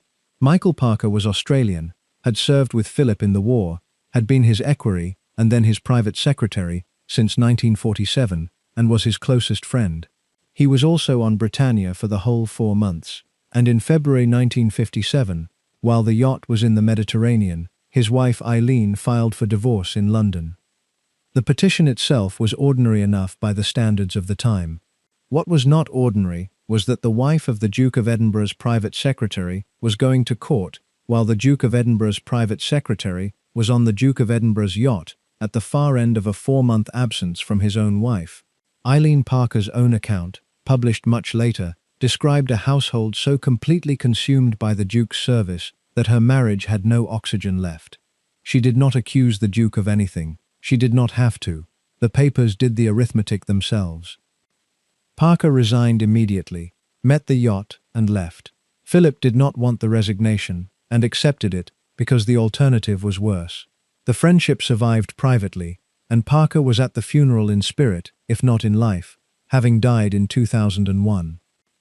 And into that, on the 6th of February 1957, the Baltimore Sun printed a story alleging a rift in the royal marriage. Giles Brandreth attributes it to that paper in Portrait of a Marriage. It was picked up everywhere within 24 hours, and the shape of it was simple. The Duke had been away for 4 months. His private secretary was being divorced. The Duke had been seen with an actress. The marriage was in trouble. Buckingham Palace then did the thing it does not do. On the 11th of February 1957, the press secretary, Commander Richard Colville, issued a statement. It is quite untrue, it said, that there is any rift between the Queen and the Duke. I want to be very careful here, because this is the exact point at which most tellings of this story go off the road. A denial is not evidence of the thing denied. Palaces deny things that are false, but the palace of that era, under Colville, whose entire operating principle was that the press should be told nothing at all, did not comment on rumor as a matter of doctrine. Colville was famous for it. He was nicknamed the abominable no man. For that office, in that year, to put out a sentence on that subject means the temperature had gone somewhere silence could not fix. Then came Lisbon. On the 16th of February 1957, the Queen flew to Portugal for a state visit, and Britannia came in to meet her. Philip and the reception party came aboard the aircraft to greet her, and every man of them had grown a beard during the voyage, and when they came into the cabin, the Queen was sitting there, wearing a false ginger beard of her own. It is a wonderful story. It has been told for nearly 70 years as the perfect proof that the rumors were nonsense, because look how well they get on. Read it once more with the dates in front of you. The denial was on the 11th. The beards were on the 16th. Two professionals who had been performing in public since childhood staged a piece of warm domestic comedy in a foreign capital, in front of the world's press, 5 days after their press office had been forced to deny that their marriage was failing. Both readings can be true simultaneously. The affection was almost certainly genuine. It was also deployed. And 6 days after that, on the 22nd of February 1957, the Queen issued letters patent, granting her husband the style and dignity of a Prince of the United Kingdom. He had been Duke of Edinburgh for 9 years, and he had never been a prince of this country. Now, in the exact week the newspapers were printing that his marriage had collapsed, he was made one. The palace explanation was that it corrected a long-standing anomaly, and that the timing was coincidental. The alternative reading is that the Queen, having been forced to watch her husband humiliated by the press and by her own court for a decade, chose that particular fortnight to put her hand on the scale in public. Brandreth, who is generally the most cautious of the biographers, does not treat that reading as unreasonable. Now the women, and I am going to do this properly, name by name, evidence in both directions, because the entire reputation of this marriage rests here, and it is almost always handled dishonestly. Pat Kirkwood, a stage star, described in the press of the day as Britain's most glamorous performer, with the best legs in London. In 1948, Philip, then 27, and with a pregnant wife at home, went to her dressing room at the London Hippodrome with Baron the photographer, took her to dinner at Les Ambassadeurs, on to the Milroy nightclub where they danced, and then back to Baron's flat for scrambled eggs at dawn. Kirkwood denied for 59 years that anything happened. She denied it in print, in interviews, and in her memoir. She was still angry about it when she died on Christmas Day 2007. Philip wrote to her at one point calling the allegations the mythology of the press, and she was not satisfied by that. And what she said afterward is the coldest and best sentence anyone has produced on this whole subject. A lady, she said, is not normally expected to defend her own honor. It is the gentleman who should do that. I would have had a happier and easier life if Prince Philip, instead of coming uninvited to my dressing room, had gone home to his pregnant wife on the night in question. Note what she is and is not saying. She is not saying he slept with her. She is saying he behaved carelessly with her reputation and then let her carry the cost alone for 6 decades. That is a different charge and, on the evidence, a fair one. Helene Cordate. Born Helene Foufounis in Marseille in 1917, 4 years older than Philip, from a Greek family in Paris that had helped his own family during the exile years. She knew him from childhood. He walked her down the aisle at her first wedding when he was about 16. He was godfather to both her children, Max and Louise. He paid Max's fees at Gordonston directly. Both children grew up calling him Uncle Philip. She became a television personality in Britain, hosting Café Continental for the BBC. The rumor that Philip fathered her children surfaced as early as 1948 and has never gone away. Cordate wrote a memoir called Born Bewildered, addressed the question of her children's paternity, and declined to answer it, which is the single most effective thing she could have done if she wanted the question to survive her. Her son Max gave a specific denial on the record. I have heard these rumors all my life, he said, but they are ridiculous. My father, my real father, lives in Paris, and it is silly to say otherwise. All this goes back to their childhood friendship, and there is nothing more to it than that. He died on the 7th of September 2011, having built a serious career as a professor of strategic management in Barcelona. His sister Louise is still alive. Neither ever changed position. The documented father on the record was Marcel Boisseau, a Free French Air Force officer, who became Cordaide's second husband. So on the paternity question there is no evidence, 2 on-the-record denials from the people most concerned, and a mother's silence that fed the story for 50 years. What is documented is the rest of it, and the rest of it is odd. The godfather role for both children, the school fees paid personally by a young man who had no money of his own, and the sustained closeness through exactly the years when the understanding with Elizabeth was private and not yet announced. Suggestions are not evidence, but the specific combination of facts has a pull to it that the denials never entirely dispersed, and the honest position is that we do not know, and that the most likely explanation is the least dramatic one. 2 Greek children of the Paris exile who had nothing and nobody, who stayed loyal to each other for life. Sasha Abercorn, Duchess of Abercorn, a close friend of Philip's for decades, and the one who addressed it most directly. She told Sally Bedell Smith, on the record, that she did not go to bed with him. It was a strong attraction, she said, but they shared a passion for the work of Carl Jung. The Countess of Westmoreland, another of the long friendships Brandreth lists. Same pattern, younger, clever, no evidence. Penny Natchbull, who is the largest of them, and who belongs to a later chapter, and we will get there. And then there are Philip's own answers, which are worth hearing because he gave them rarely and bluntly. To one journalist who put it to him directly, "Good God, woman, have you ever stopped to think that for years I have never moved anywhere without a policeman accompanying me? So how the hell could I get away with anything like that?" On another occasion, more generally, "Every time I talk to a woman, they say I have been to bed with her. It is absolutely cuckoo." The policeman point is stronger than it sounds. Philip was under close protection from 1947 until he died. He was one of the most photographed men on earth for 70 years, in an era when Fleet Street would have paid a fortune for a single frame. The tabloids of the 1980s and 90s destroyed the private lives of almost every other member of that family, with taped phone calls, long lenses, and paid servants. They never produced a single photograph, letter, or first-hand account about him. Set against that, he was a physically restless, charming, funny man in his 30s and 40s, who spent enormous amounts of time away from his wife, in the company of people who were not his wife, and who chose, repeatedly, to place himself in rooms where a careful man would not have gone. The biographers who actually knew him do not agree with each other, and I am not going to pretend they do. Seward frames the pattern most directly and uses the word playmate. Brandreth, whose access was greater and who is the more careful writer, lists the same friendships and specifically declines to call them affairs. Both of them knew him. Both of them are in print. The last word on it should probably go to the woman who was closest to the actual marriage and had nothing to sell. Pamela Hicks was Mountbatten's daughter, a bridesmaid at the wedding, a lady-in-waiting on the Commonwealth tours, and one of the Queen's oldest friends. She told Sally Bedell Smith this.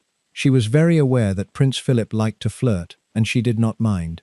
I think because she understood him very well, and she recognized the friendships for what they were, that they were based on some element like carriage driving, or a fondness for the work of Carl Jung, and that they were not affairs. She knew it was absolutely nothing.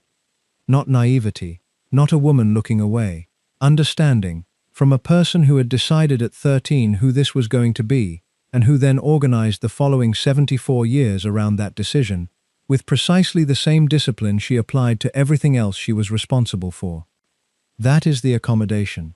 It was not weakness, and it was not blindness. It was a policy, and she made it early, and she never revisited it. There is a test case for that policy, and it happened in the same decade, and it involved her sister. Group Captain Peter Townsend had been an equerry to George VI, a Battle of Britain pilot, and by 1953 he was comptroller of the Queen Mother's household and divorced, and Princess Margaret wanted to marry him. On Coronation Day, outside Westminster Abbey, in front of the press of the world, Margaret picked a piece of lint off his uniform, and every journalist present understood immediately what they had just seen. What followed took 2.5 years and destroyed her. Townsend was posted to Brussels. The Royal Marriages Act meant Margaret needed the sovereign's consent before she was 25, and after 25, she needed only to give notice and wait a year. But by then, the cabinet had made clear that a marriage would require her to give up her royal status, her income, and quite possibly her residence in the country. The Archbishop of Canterbury was against it, Tommy Lascelles was against it, the Queen Mother would not fight for it, and her sister, who by then was Queen, did not overrule any of them. On the 31st of October 1955, Margaret issued a statement saying she had decided not to marry Peter Townsend, mindful of the Church's teaching that Christian marriage is indissoluble and conscious of her duty to the Commonwealth. Everybody in this story was in that room in some form. The institution had just demonstrated, in public, at close range, inside the immediate family, exactly what it would do to a member of it who put a personal attachment ahead of the arrangement. Elizabeth watched her younger sister destroyed by that rule at 25, and never afterward showed the slightest inclination to test it herself. Whatever she decided about her own husband's friendships, she decided it in the same years she was watching Margaret come apart, and it would be strange if the two things were unconnected. There is also the small, awkward irony that Anthony Eden, the Prime Minister who advised on the Townsend question, was himself a divorced and remarried man, and that 50 years later, the Church of England found a way for the heir to the throne to marry a divorced woman whose former husband was still living. The rule was never a rule, it was a judgment about what the country would tolerate in a given year, made by men who were guessing. And the other thing that decade did to the marriage was simply to take them out of the country for months at a time. The Commonwealth tour of 1953 and 54 was the longest journey any British monarch had made. They left in November 1953 and came back in May 1954, 6 months. Bermuda, Jamaica, Panama, Fiji, Tonga, New Zealand, Australia, Ceylon, Aden, Uganda, Malta, Gibraltar. She was the first reigning monarch to visit Australia and New Zealand, and something like 3/4 of the entire Australian population came out to see her, which is a figure that sounds invented and is not. Charles was 5 and Anne was 3, and they stayed at home. The children were flown out to Malta at the end to join Britannia for the last leg, and there is newsreel of the reunion at Tobruk, and the mother shakes her son's hand. That handshake has been used against her for 70 years, and it deserves context rather than a verdict. She was in public, in front of cameras, on a quayside, in 1954, in a class and a generation in which physical affection was not performed in front of strangers. It is also true that she had not seen her children for half a year, and she shook her son's hand. Both things are true, and neither cancels the other. What it tells you about the marriage is that, by 1954, 2 years in, the job had already established its priority over everything else in the house, including the children, and neither parent seriously contested that. Philip did not push back on it, he was on the same tour. The 1950s are usually written as the decade the marriage nearly broke. They are better read as the decade in which two people worked out what the terms actually were, and accepted them, and stopped negotiating.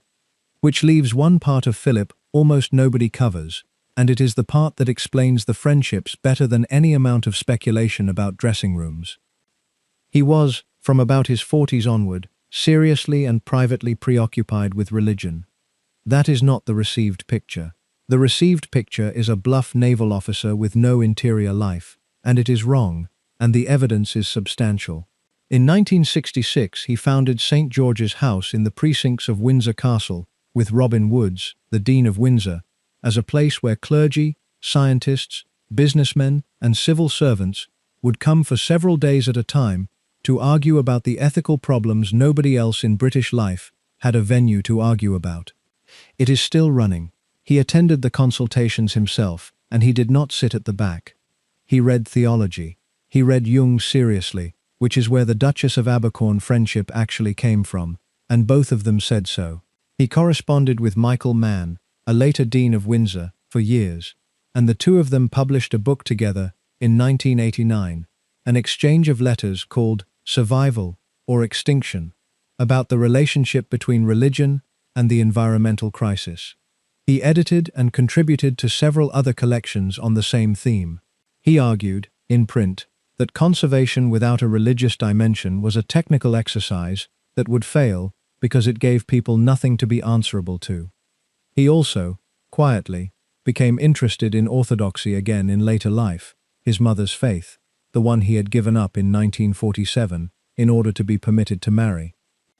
And in 1994, at the age of 73, he went to Jerusalem for the first time to attend a ceremony at Yad Vashem, where his mother Alice was honored as righteous among the nations for having hidden a Jewish family, the Cohens, in her apartment in Athens through the German occupation. She had done it using the one asset she still possessed, which was that as the sister-in-law of a German prince, nobody searched her flat. She had never mentioned it to anyone. Philip said, standing there, that he suspected it had never occurred to her that her action was in any way special. She was a person, he said, with a deep religious faith, and she would have considered it to be a perfectly natural human reaction to fellow beings in distress. Alice had died in 1969 at Buckingham Palace, where she had spent her last 2 years living with her son and daughter-in-law after the colonel's coup drove her out of Greece for the second time in her life. She had asked to be buried in Jerusalem, on the Mount of Olives, near her aunt, and in 1988 her remains were finally taken there. When somebody objected that it was a long way from anywhere and nobody would visit, she is said to have replied that there was a perfectly good bus service. Understand what is sitting in that paragraph, because it goes to the whole of him. The woman who was taken from him by force when he was 8, whom the family had written off as mad and inconvenient, turned out to have quietly done one of the bravest things anybody in that entire family has ever done, and told nobody, and was buried on a hillside in Jerusalem, and her son went there at 73 to say so out loud. He was not a simple man, and he never was.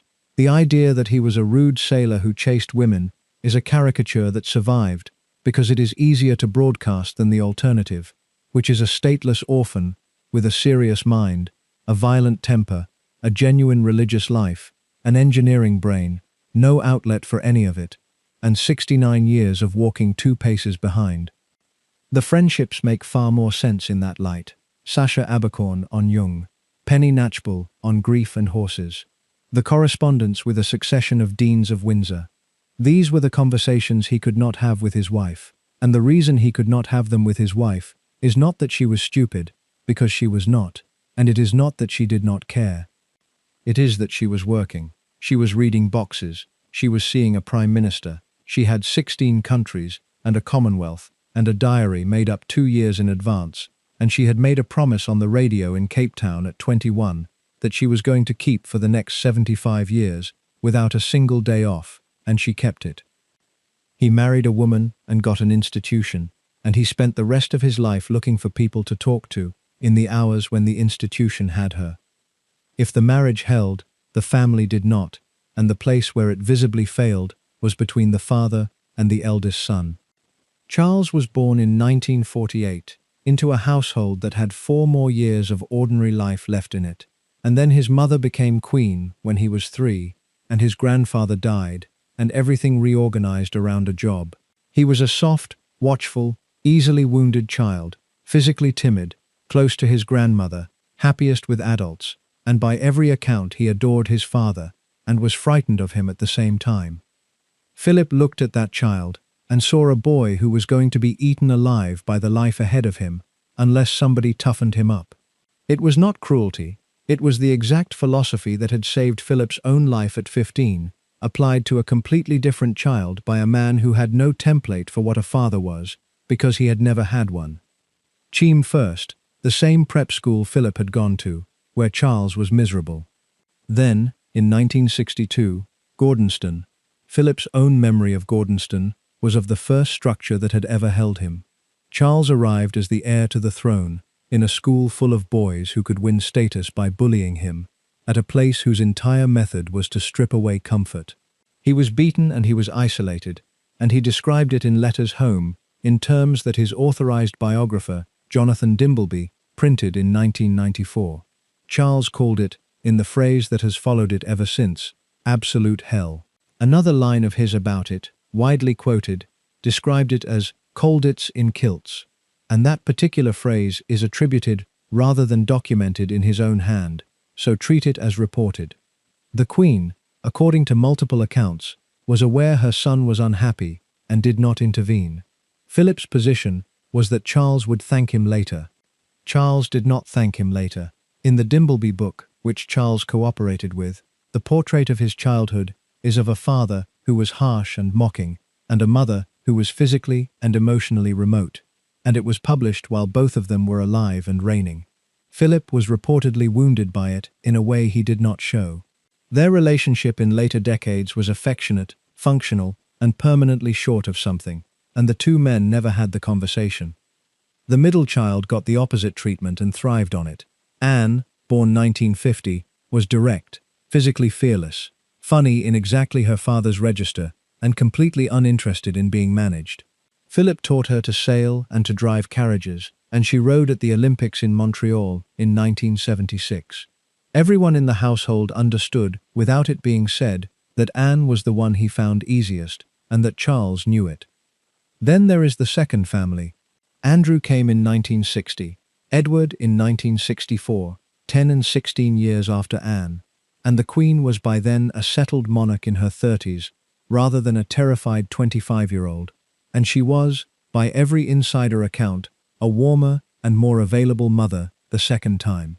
Andrew in particular was indulged. That fact sits in the record for 30 years doing nothing much, and then in the 21st century it does a great deal. And in 1969, Philip put the entire family on television. The Royal Family documentary was his project, made with the BBC and ITV, following the Windsors for a year at Balmoral and Sandringham and Buckingham Palace, showing them barbecuing sausages, buying ice cream, decorating a Christmas tree, talking to each other over lunch. 40 million people in Britain watched it. It was sold around the world. It was, again, his argument in visible form. Let them in. It was also, in the judgment of a great many people including eventually the Queen herself, the single worst institutional mistake of the reign, because once you have shown people a family, you cannot go back to showing them an institution, and every intrusion that followed for the next 50 years rested on the precedent of that film. It was withdrawn from circulation and has essentially never been shown since. Philip never accepted that it had been a mistake. The 1970s gave the marriage its first sustained public criticism, and it arrived over money. In 1969, on an American television program, Philip said that the royal family would go into the red the following year, and that they might have to move into smaller premises. It was meant as a joke, and it landed in a Britain of strikes and inflation as something else entirely. The Labour MP Willie Hamilton went after the civil list for years with a genuine talent for publicity. Philip, who had spent 2 decades trying to make the institution look less expensive and more useful, had handed the other side a line. On the 20th of March 1974, a man stopped Princess Anne's car in the mall and attempted to kidnap her at gunpoint, shooting 4 men in the process. Anne, asked to get out of the car, replied, "Not bloody likely," and stayed where she was. Her father's reaction, when told, was reportedly to observe that if the gunman had succeeded in taking her, he would have had a very difficult time indeed. That is not indifference. That is precisely how that man expressed relief. The Silver Jubilee in 1977 was the high water mark of the public marriage. Street parties in every town in the country. The two of them at the center of it, walking through crowds, 25 years in, and the affection for them was uncomplicated and enormous. 2 years later, he lost the only parent he had. On the 27th of August 1979, an IRA bomb hidden aboard a fishing boat called Shadow 5 was detonated by remote control in the harbour at Mullimore in County Sligo. Lord Mountbatten was killed. So were his 14-year-old grandson Nicholas Knatchbull, the Dowager Lady Brabourne, and a 15-year-old local boy named Paul Maxwell, who had taken a summer job on the boat. On the same day at Warren Point, the IRA killed 18 British soldiers in a double ambush. Philip was 58. Mountbatten had been the fixed adult presence in his life since he was a small boy in Paris. He had managed the naturalization, the schooling, the introduction, arguably the marriage itself, and had been the one person Philip could speak to, without calculation, for 40 years. He said almost nothing about it publicly, then or ever. Norton Knatchbull, Mountbatten's grandson and Philip's godson, survived the explosion. 2 months later, on the 20th of October 1979, Norton married Penelope Eastwood at Romsey Abbey, and Prince Charles was best man. and the whole family came to a wedding held 8 weeks after a funeral. Penny Eastwood was 26. Her father was a butcher who had founded the Angus steakhouse chain, which put her a considerable distance outside the circle by birth. She had been educated in Switzerland and had a degree from the London School of Economics. Everyone who met her used the same words. Outgoing, well-read, a loud and slightly filthy sense of humour, which was, precisely and exactly, Philip's register. They had met around 1974 at a polo match, while she was going out with Norton. The Queen liked her. Philip liked her. She entered that world through the front door with the family's full approval, married Mountbatten's heir, and moved into Broadlands, the house where Philip and Elizabeth had spent part of their honeymoon in 1947. For 12 years, she was simply a young member of the extended family. Then, in 1990, her youngest child was diagnosed with kidney cancer. Leonora Knatchbull was 4 years old. The treatment lasted 14 months. She died in a London hospital on the 22nd of October 1991, aged 5. And Philip, who was 70, did the thing that he had never once done for any member of his own immediate family, so far as the record shows. He went to her. Ingrid Seward records it plainly. Philip befriended her when her life began to fall apart, following the death of her 5-year-old daughter. He suggested carriage driving, which he had taken up himself in his 50s when his wrists gave out for polo, as something that would occupy her hands and her attention 4 days a week. He sent his own head groom, Mickey Flynn, to teach her. By 1994 he was teaching her himself, and she became genuinely good at it and competed internationally. Understand why him and not somebody else. Everyone around Penny in 1991 was sympathetic, and most of them were useless, because most of them had not buried anybody. Philip had watched his mother taken away by force when he was 8. He had been called into a headmaster's study at 16 and told his pregnant sister and her 2 small sons had burned in a field in Belgium. He had lost his father, his career, his name, and then Mountbatten and Nicholas in a single morning off Sligo. He was not offering her comfort. He had nothing comforting to say, and he never pretended otherwise. What he was offering was the only thing that had ever worked for him, which was a demanding physical task with a timetable attached, performed in company, for years. Palace staff gave it a name within a few years because they gave everything a name. When Philip drew up a guest list for a shooting weekend or a dinner or a regatta, it ended the same way every time. And also Penny. The household said it as one word, and also Penny. Over the next 30 years, she was at Sandringham, at Balmoral, at the Royal Windsor Horse Show, at Cows Week, on the balcony at Buckingham Palace for Trooping the Colour. Charles gave away her surviving daughter Alexandra at her wedding in 2016, which is a family-level act and not a courtesy. Seward saw the two of them at the Royal Yacht Squadron ball during Cows and wrote what she saw. When I saw Philip and Penny gliding around the dance floor, neither of them gave a damn who saw them or what anyone might say. Philip, an excellent dancer, was completely in rhythm with the beautiful Penny. The nature of it has never been established, and the people best placed to know disagree in print. Seward calls her his most recent playmate. Brandreth places her in the same category as Abercorn and Westmoreland, and refuses to go further. Neither has produced evidence of anything physical, and Penny herself has never given an interview about him in her life, before his death or since. What is not in dispute at all is the Queen's position, and it was not tolerance. Seward records that the Queen and Philip both admired Penny for her spirit and made sure she was included in their lives as much as possible. When Norton left Penny in 2010 and went to the Caribbean with a fashion designer, the Queen and Philip, by multiple accounts, could not forgive him for it. Norton came back to Broadlands in 2014 and did not move back into the main house. He moved into a converted barn on the grounds. Read that sequence again. The husband left, the wife stayed, the estate kept running, and the royal family sided with her against Mountbatten's own heir. While all of that was building quietly in Hampshire and Norfolk, the rest of the family was coming apart in public, and the 1990s are where the phrase perfect in public stops being about Philip and Elizabeth at all, and starts being about what they had to hold together. 1992. Andrew and Sarah separated in March. Anne and Mark Phillips divorced in April. Photographs of the Duchess of York in the south of France appeared in August. Andrew Morton's book, written with Diana's covert cooperation, was serialized in June and told the country that the Princess of Wales was bulimic, suicidal, and trapped. In November, Windsor Castle caught fire and burned for 15 hours. In December, the Prime Minister announced the separation of the Prince and Princess of Wales to the House of Commons. On the 24th of November 1992, at Guildhall, the Queen made the speech everybody remembers, with a bad cold and a flat voice. 1992, she said, is not a year on which I shall look back with undiluted pleasure.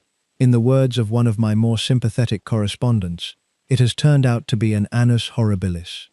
Philip's part in that period is the single most misrepresented thing in the whole story, and it deserves correcting. The popular version has him as Diana's chief persecutor. The documentary evidence is close to the opposite. Between June and December 1992, Philip wrote Diana a series of long letters in his own hand, trying to mediate. Extracts were read into the record at the inquest into her death in 2007, and Diana's own friends confirmed both their existence and their tone. He signed them Pa. He told her he and the Queen had done their best to treat her as a daughter. He was extremely critical of his own son, writing that he could not imagine anyone leaving Diana for Camilla, and that such a prospect was unreasonable.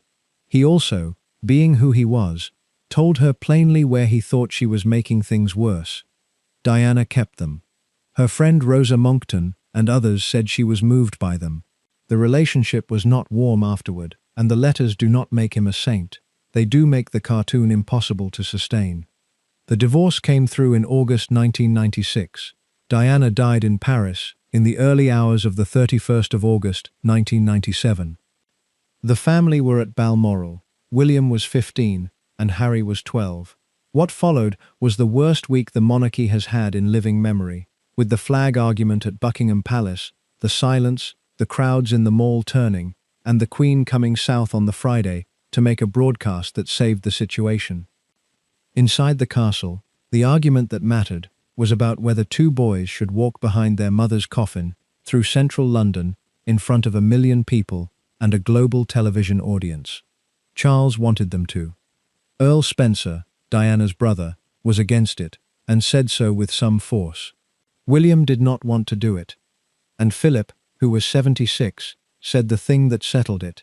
"If you do not walk," he told his grandson, "I think you will regret it later. If I walk, will you walk with me?" He was not obliged to be there. He was the boy's grandfather by marriage to the reigning monarch, and the procession was a Spencer and Wales matter. He walked anyway, on the 6th of September 1997, between the two boys, for 1.75 miles through silent crowds. That is the man. He could not say a warm thing to his eldest son across 50 years, and he could find the exact sentence that got a frightened 15-year-old through the worst hour of his life.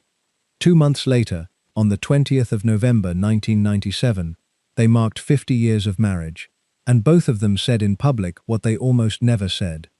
The Queen at the Guildhall: "He has, quite simply, been my strength and stay all these years, and I and his whole family, and this and many other countries, owe him a debt greater than he would ever claim or we shall ever know." And Philip, in the same room, gave the only public account of his own marriage he ever gave, and it is 4 sentences, and it is the most useful thing in this entire video. "I think the main lesson we have learnt," he said, "is that tolerance is the one essential ingredient in any happy marriage. It may not be quite so important when things are going well, but it is absolutely vital when things get difficult. You can take it from me, the Queen has the quality of tolerance in abundance." He said that in front of an audience, on the record, at their golden wedding, about his own wife. Take it apart for a second, because he chose those words with care, and he was not a careless speaker. Tolerance is not what you need when you love somebody. Tolerance is what you need when there is something to tolerate. He is standing in the Guildhall in 1997, publicly thanking his wife for putting up with him, and he is not specifying what for, and he is doing it in front of the world's press with the Prime Minister in the room. That is the closest either of them ever came to describing the arrangement out loud. The new century took the rest of her family away in a single winter. Princess Margaret died on the 9th of February 2002, aged 71, after years of strokes. 7 weeks later, on the 30th of March, the Queen Mother died at Royal Lodge, aged 101, with her surviving daughter beside her.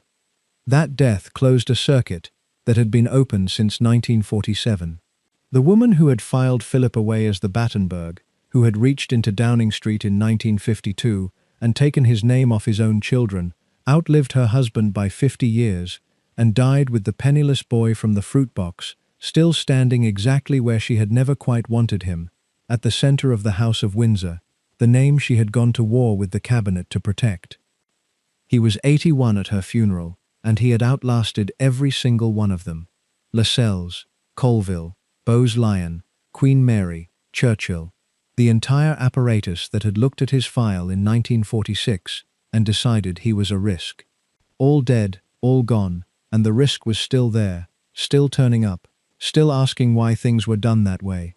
He had also, somewhere in the preceding 2 decades, stopped being controversial and started being loved, which is the standard fate of anyone who lasts long enough in British public life. The Golden Jubilee came in 2002, 3 months after the 2 funerals, and 1 million people came into the mall. The Diamond Wedding Anniversary came in 2007, and they went back to Malta to market, to Guardamangia, to the street where she had once bought her own groceries.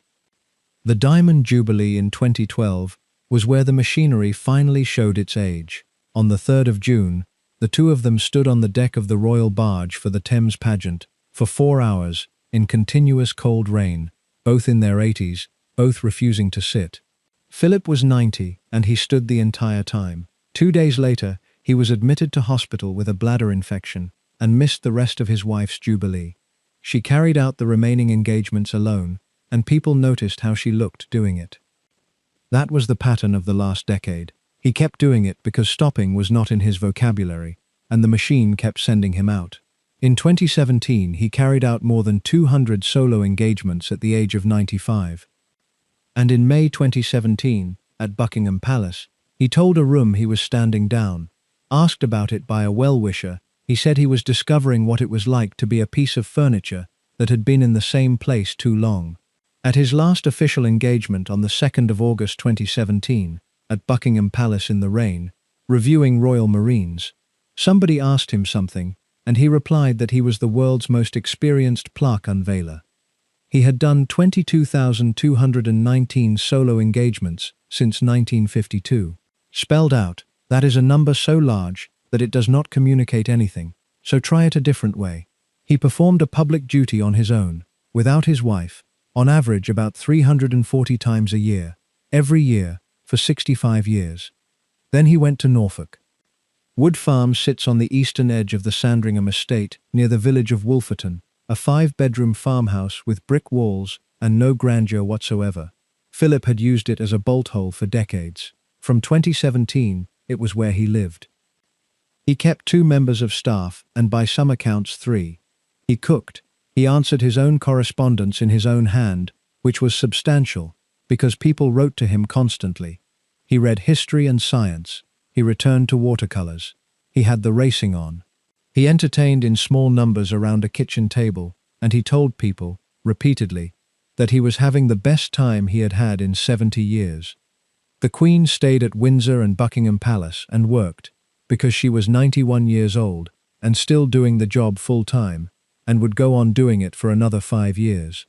She came up to Norfolk at weekends when the diary allowed. It did not always allow. Hugo Vickers, in Queen Elizabeth II, A Personal History, wrote the sentence I quoted at the very start of this, and here it is, in full context. In a sense, they separated. Penny Romsey, the new Countess Mountbatten, often stayed with him there, often. At Wood Farm, when Philip was 96, 97, 98, 99. Now, I want to be exact about what that does and does not mean, because this is the single most misread fact in the entire 73 years. It does not mean the marriage ended. They spoke on the telephone constantly. She came when she could. Every account of the period describes 2 people entirely at ease with each other and entirely certain of each other. What it means is that when Philip was finally given, at 96, the first free choice about how to spend his days that he had been permitted since February 1952, he chose a farmhouse in Norfolk, with a woman 32 years younger than him for company, and his wife of 70 years chose to keep working, and neither of them treated that as a crisis, because by then they had been running exactly this arrangement in miniature for about 60 years and had simply stopped disguising it. Perfect in public, broken in private is the wrong phrase for that. Separated in private is the right one, and it is sadder, because nobody did anything wrong. In January 2019, he was still driving. On the 17th, at the age of 97, he pulled out of a side road onto the A149 near Sandringham, was blinded by the low winter sun, and hit a car containing 2 women and a 9-month-old baby. His Land Rover rolled. One woman broke her wrist. Philip climbed out of an overturned vehicle unhurt, and was photographed 2 days later driving a replacement without a seatbelt. Somebody had to take his license off him.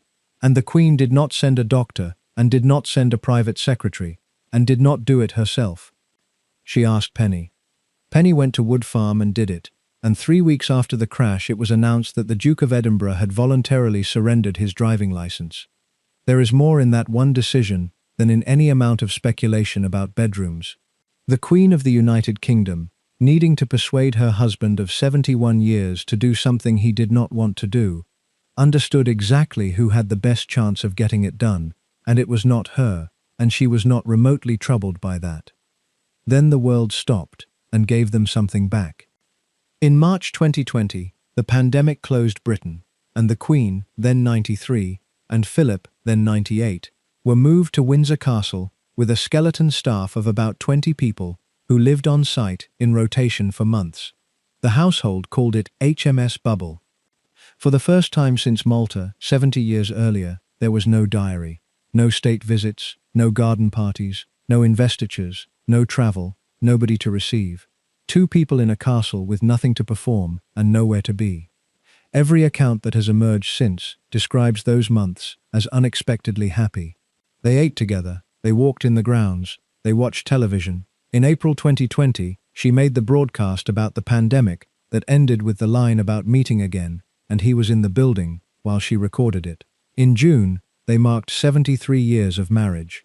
In November, for their anniversary, they were photographed opening a card made by their great-grandchildren, sitting side by side on a sofa, and they look, in that photograph, like nothing more or less than 2 very old people who like each other.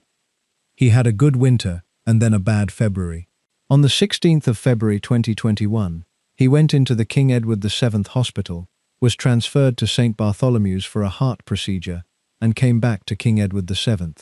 On the 16th of March, after a month, he was discharged and driven back to Windsor. It was the longest hospital stay of his life, and he had hated every hour of it, and the only thing he had wanted was to go home. He got 24 days. Prince Philip, Duke of Edinburgh, died at Windsor Castle on the morning of the 9th of April 2021, 2 months short of his 100th birthday. He died in his own bed in his own house, which for a man who had spent his first 10 years being moved between other people's houses is not a small thing. The Queen was in the castle. Accounts differ on whether she was in the room. The funeral was on the 17th. He had planned a great deal of it himself over many years, and had spent 16 of those years arguing with Land Rover about the specification of the Defender that would carry his coffin, including the exact shade of dark bronze green. He had wanted no fuss, no lying in state, no eulogy. The service ran about 50 minutes. There were 30 mourners, because the law permitted 30, out of an original plan for 800, and the Queen went without the rest of the country's ordinary comforts on that day, for exactly the same reason every other bereaved person in Britain had gone without them that year. The Royal Marines buglers played action stations, which is sounded aboard a warship to send men to battle positions, and which he had requested, because he had been at Matapan and off Sicily and in Tokyo Bay, and he was a naval officer before he was anything else, and he was still a naval officer at the end. And she sat alone in a wooden pew, in black, in a mask, and the photograph went around the world. Penny Natchbull was 11 rows away, described in the palace's own briefing notes as attending on behalf of her husband, who was unwell. She has never said a word about him in public. not before he died, and not in the years since. No interview, no memoir, no anonymous quotes to a Sunday newspaper, in a family and an era where almost everybody eventually talks. That silence has now lasted 30 years, and it is the most eloquent thing about her. The Queen carried on for 17 more months. She was visibly diminished from that spring. She used a stick, she cancelled things. She told people, more than once, that she was lost without him, which from that particular woman is an extraordinary sentence. At the Platinum Jubilee in June 2022, she appeared on the balcony twice and did very little else, and the country understood. She died at Balmoral on the 8th of September 2022, aged 96. On the 19th of September, after the state funeral at Westminster Abbey and the committal at Windsor, Philip's coffin was brought up out of the royal vault, where it had been resting for 17 months, and placed beside hers in the King George VI Memorial Chapel, a small side chapel off the north choir aisle of St. George's, along with her father, her mother, and her sister's ashes. Us four, plus him. The arrangement she had been organizing since 1952 went into the ground exactly as she had designed it, with everybody in the right place. Before the verdict, 3 things that get left out of every version of this story, and all 3 change the shape of it. The first is what the marriage actually looked like on an ordinary Tuesday, because 73 years is not made of jubilees, it is made of Tuesdays. The year had a fixed shape and it did not vary. Christmas and the New Year at Sandringham until early February. Then Buckingham Palace and Windsor through the spring, with Easter Court at Windsor. Royal Ascot in June, the garden parties, Holyrood House in Edinburgh for a week in July, Cowes in August on the Isle of Wight, and then Balmoral from August until early October.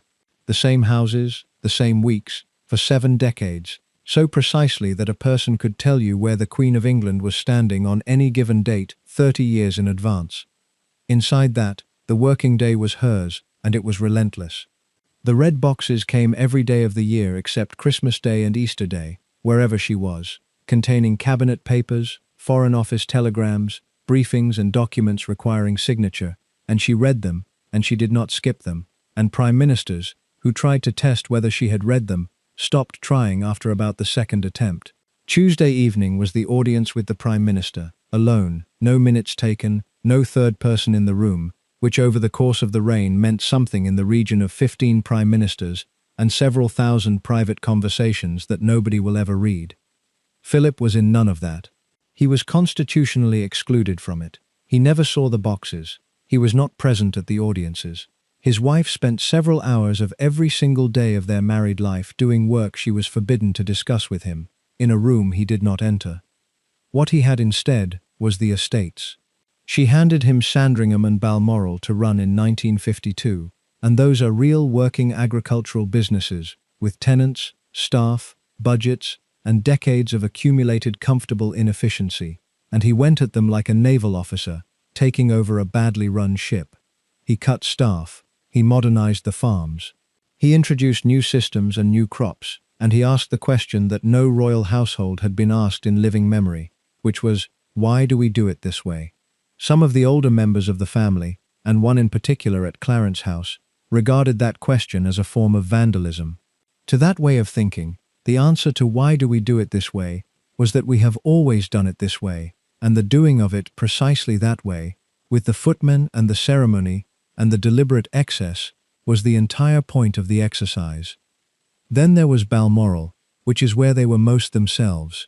Philip cooked, actually cooked, at a barbecue he had designed and built himself, on a trailer he had also designed, with a set of compartments for the implements, and he did the meat, and the Queen did the washing up in a plastic bowl, and there is film of it, and photographs of it, and every guest who ever went describes the same scene.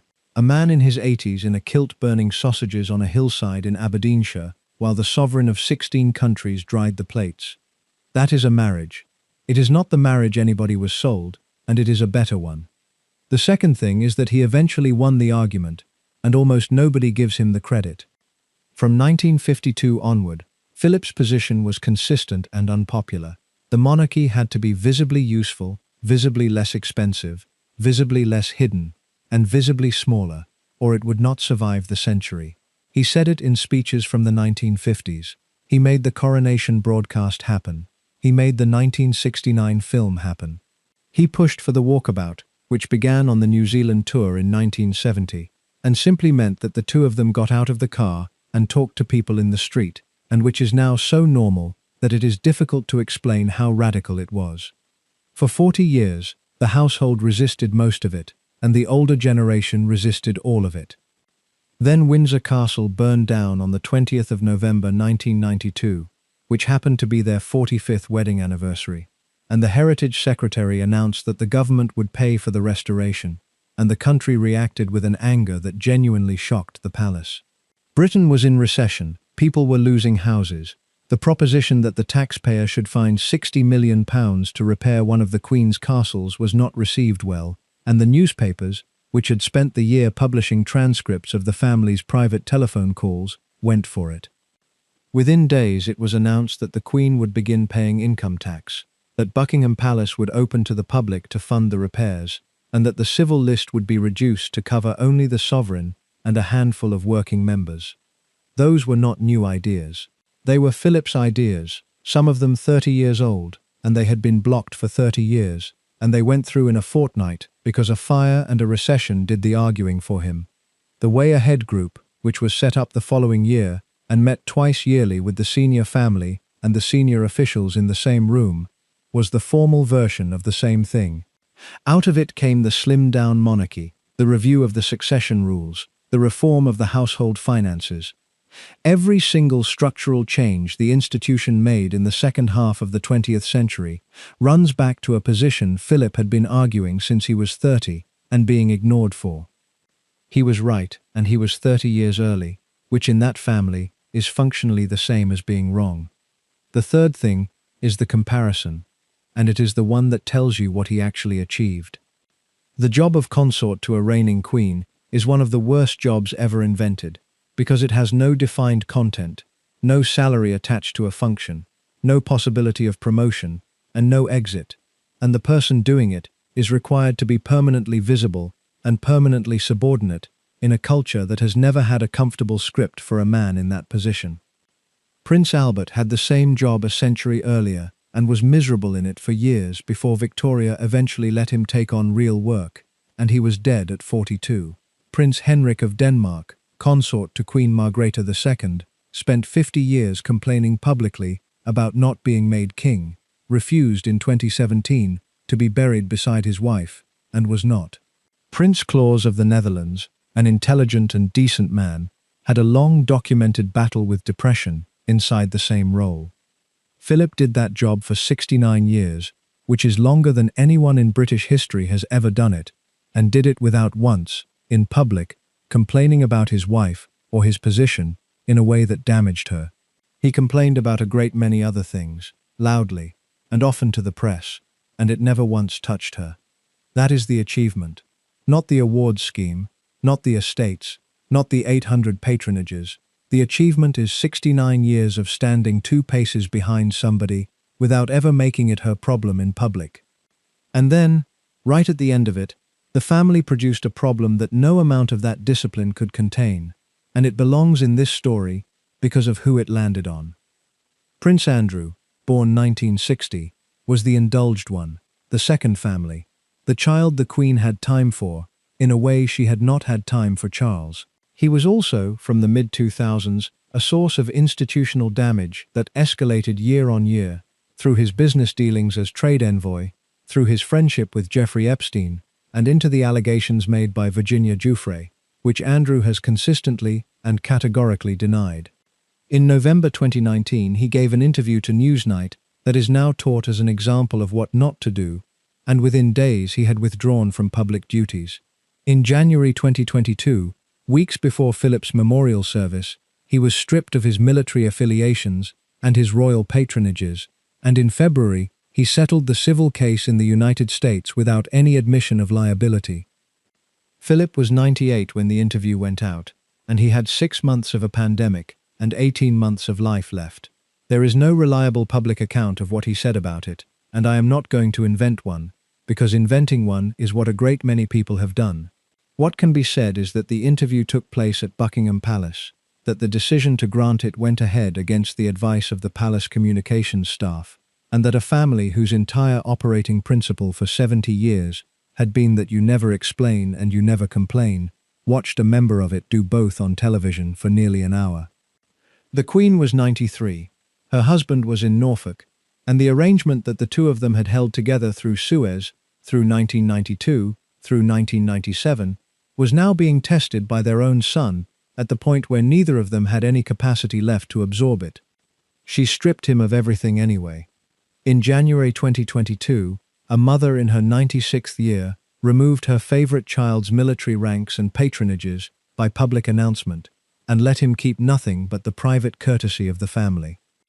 That is the same woman who had watched her uncle put his own wishes ahead of the institution in 1936 and had decided at the age of 10 never to do that, and she was still applying the rule 86 years later to her own son. She had applied it to herself for a lifetime. She was not going to make an exception at the end.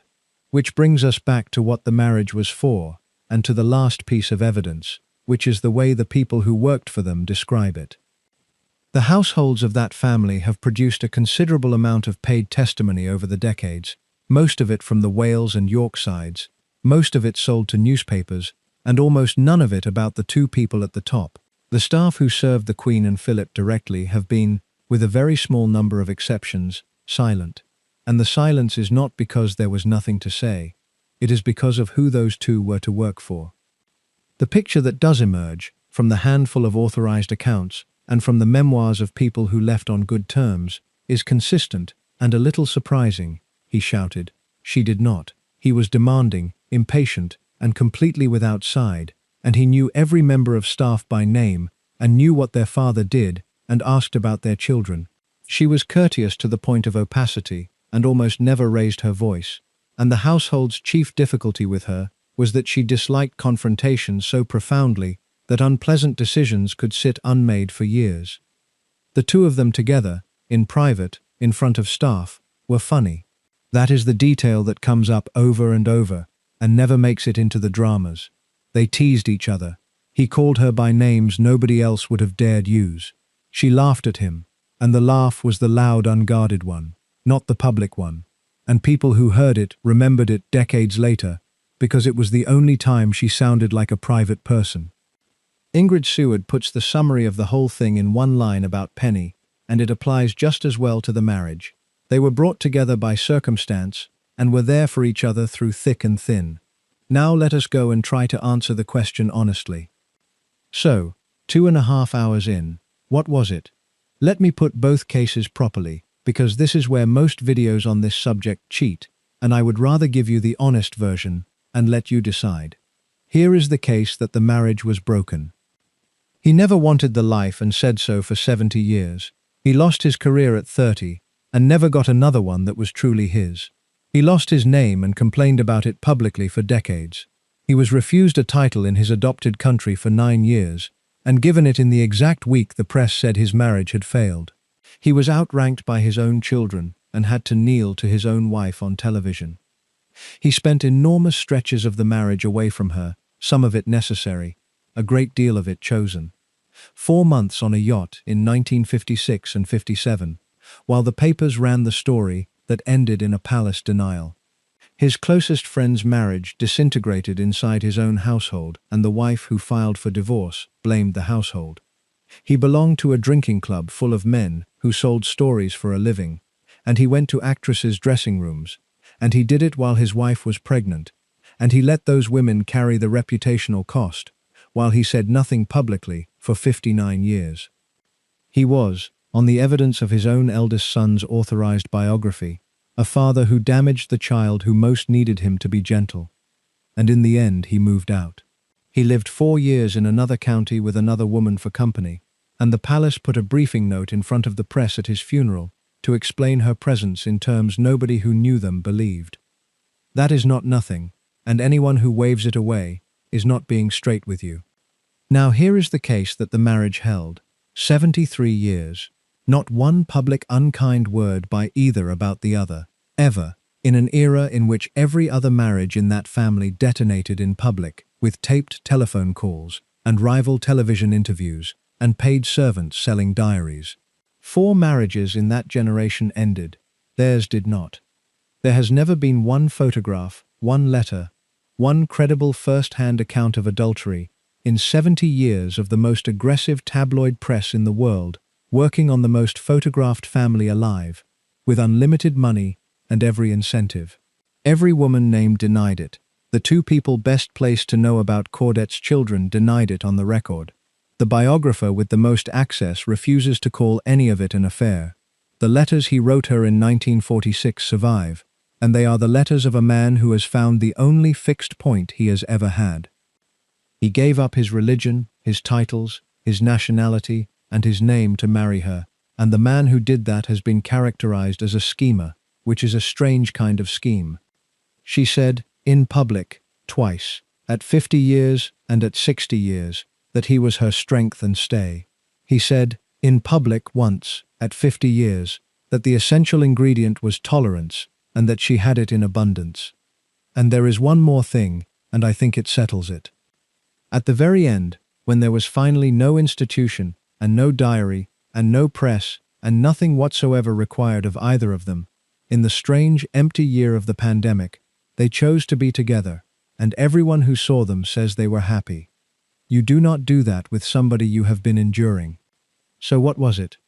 It was 2 people who married for love, and then had the terms of the marriage rewritten by an event neither of them controlled, on the 6th of February 1952, in a game lodge in Kenya, when a man who had never been ill in his life took his wife into a garden and told her that her father was dead. Everything after that morning was improvised. She was given a job that consumed her, and she did it for 70 years, and she was extremely good at it, and it left her almost no capacity for anything else. He was given no job at all and forbidden by the Constitution from having one, and he built one anyway out of committees and speeches and 8 million teenagers on Welsh hillsides, and it was not enough, because it was never going to be enough for a man who had commanded a warship at 29. And in the gap between those 2 facts, he went looking for company, and she let him, and neither of them ever discussed it with anybody, including, one suspects, each other. That is the accommodation. It cost him a career, and it cost her a husband who was there, and it cost their eldest son a father who could talk to him, and it bought the institution 70 years of absolute stability at a time when every comparable monarchy in Europe had already fallen over. Perfect in public was not a lie. It was a decision, made separately by 2 people who had both learned young what happens when somebody in that family puts their own feelings first, and who had both watched the wreckage that Edward VIII left behind. Broken in private is not right either, in the way the phrase is usually meant. Nothing was broken. Something was separated, deliberately and managed, for a very long time, by people who were extremely good at managing things, and who had no other option available to them. Whether that was strength, or whether it was surrender, is genuinely open, and I am not going to tell you which, because I do not know. What I do know is what the last photograph shows. A woman of 94, sitting alone in a pew, with a 2-meter gap on every side of her, in a chapel that would have held 800, waiting for a coffin on the back of a Land Rover he had designed himself. 73 years, the longest in the history of that family, and she still had 17 months of it left to do on her own. If this was worth your time, subscribe and take a look at the other long-form royal histories on the channel. Leave a comment with what you think the honest verdict on this marriage is, because I read them, and this is one of the very few subjects where I genuinely do not think there is a settled answer. Thank you for watching.